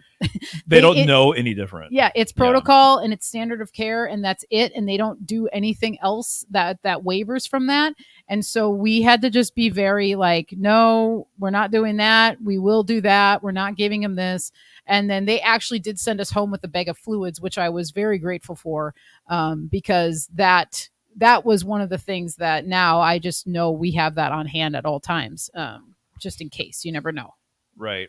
Exactly. That's awesome, Chelsea. I've done more research into feline health than I think they actually have. It's so unfortunate. That's totally the deal. I know. I don't doubt that at all, actually. Yeah, I know. I agree. And that's why when we were, still even taking him to the holistic vet, they would ask me, what are you giving? Are you giving him anything? And I'd be listing off all these herbs, and they'd be like, oh, really, like, because Yeah. most people that go in there, they don't know, and it's not to their fault. It's just that they're not looking into it. They're just depending on the vet to tell them what to do. So, I'm like that with all things now. If I have to go to the dentist, I'm like, what are you doing? Why are you doing it? Is there a different way or whatever? Like, and they don't like it. They don't want to be questioned or whatever, No. but you got to do it because it shows them you actually have a backbone and that you're not going to just roll over and do whatever they say. So, yes. Nice. Good stuff, baby. Alrighty, y'all. Well, happy Tuesday. Yes, indeedy. Thanks again for being with us. And again, feel free and reach out if you have any questions or want clarity on something. Yep. And here's our updates. So next week's show, I saw him swimming around in the chat. Gordy Two Shoes and I are going to get down on the Healing Home. So I'm really stoked to talk with Gordy. Gordy, if you're still here, and I'll tell you this again, but you were my entry point for spiders. And I remember you were so kind. You just, I posted my newsletter on Telegram, and you just reached out and were like, hey, do you want to come on spiders and talk about this? And it was just so cool. And so you just such a great person. And I'm really excited to talk to you about your work with the owls and all the things you're doing in the desert. And it's going to be a fun time. So that'll be next week on the 21st at 4. And also, earlier he wanted to know about our spirit animals and our connection to animals on a spiritual level. And so I did not just completely ignore that question, but I think you guys should talk about that next week. Oh, we totally and get into will. that and maybe put a pin in that suggestion, and you guys can get down with that. But yeah, Gordy is a owl whisperer, which is really cool. I think it's a little synchronistic that he is an owl whisperer. And then I posted an owl meme on my Instagram yesterday. And then you're going to be talking to him next week about some of this stuff. And so anyways, there's kind of a few things going on there that I think is pretty rad. So anyways, yeah, he's right here. Yep. Good night, guys. See you next week. All right. See you then, Gordy. All right. And so, yes. Okay. So this week on Thursday, Mario and I will be with you guys for another episode of Last Thursday. We're still, we're still thinking about what our topic will be, but we like keeping it casual and kind of just allowing things to flow. So with that, tune in and see where we go. Exactly. Last Thursday, every Thursday. I've been really liking it. I've been enjoying it quite a bit. I get a buzz from it, and we're still figuring out the format, I think, in general, too. Yeah, we are. So that's another part of it is like, should we have segments? Should it be a free flow thing? All that kind of stuff. So we're developing ideas, and yeah, I think it'll be a good time regardless of what we end up doing, to be honest. Yeah, I think so too. It's been fun every time, and I look forward to it every week. Yep. So 6 p.m. on Thursday. Yep. Every Thursday. Every Thursday at the Healing Home. So as I said in the beginning of the show, patreon.com/the Healing Home. If you feel like, supporting us in a different way, and then getting hits on the newsletter a couple days earlier before all the other subscribers, and I can put you on a wait list so that you'll be in line to be able to order the product before everybody else. Full Moon Offering is my Strong and Serene tincture. I brought it up tonight and saying that I've been giving this to Carl and it has been working really well for him. So it's Usnea double extract, reishi double extract, and elderberry extract, all that I harvested and tended with care and made the medicine with care. So there's a lot of love in there, and it's been a wonderful remedy, and I've really been loving it. And there's some blackberry honey in there, so there's a little bit of sweetness, and it's just really great. It's one of my favorite things that I've released in a while. And up here, you'll see I've got the menu. So if you're interested in anything, you can kind of take a look up here and see the pricing. I am really stoked on tinctures, and I'm really stoked on that Strong and Serene tincture. So I've got about 4 of the Strong and Serene tinctures left for this batch. So just a heads up, if you're wanting to try it, it's a good time to get it now. And I know it's not on here, but you did sell out of soap, but you just recently made some soap. So yeah, when will that be available? Good point. That will be available in about a month. Okay, nice. I like to cure it for definitely at least 4 weeks, optimally 6. Mm-hmm. But yeah, it'll be ready. It'll be ready in April. Nice, nice. Yeah, and I'm very excited about it. And if you follow me on Instagram, you may have seen, but I made a red clay and shea butter soap that came out just chef's kiss, baby. Yeah. It's gorgeous, and I'm very happy to be sharing that one. And I also made a shampoo bar. So yeah, between now and then I'll probably make another one, but then that'll be, another 4 to 6 weeks before that one comes out. Yeah, exactly. So, as always, michelleshealinghome@gmail.com for questions, for orders. Also, you can sign up for my newsletter at michelleshealinghome.com. You can also schedule a consultation with me. Maybe you really got inspired by this talk and you want to take it a little bit further. Maybe you have some specific questions about your cat specifically. That would be something that I would love to have a consultation for. So you can do that through the website. And there's also a video there explaining what my consultations, entail and everything else. You can also text me at 503-568-1569 if you're more comfortable with doing that. And then here we are with Mario. Yes. So I am giving a presentation on Friday called Esoteric Pisces. I originally was going to give it last weekend, and I just felt like I needed to let it bake a little bit more with the presentation and some of the angles that I'm going to be getting into. And I think it was for the best because I've been working on it since then, and it is absolutely stepped up. So I'm trying to, with these presentations, go for quality over quantity. And so if I feel like I need to delay something, I'm going to go ahead and do that. So Esoteric Pisces on Friday at 6 p.m. I'm definitely committing to that time. I'm going to go for it. He'll be there. I'll be there for sure. And Pisces is just really interesting for so many different reasons. And I will be getting into the toroidal nature of I guess, just the patterns of life and of so many things that you see out there that are based on the Taurus field. And you can see that Pisces is encoding the Taurus field in and of itself, in my opinion, just the glyph alone. And so I'll be getting into that and a bunch of other things, but yeah, that'll be a good time. So you guys should join.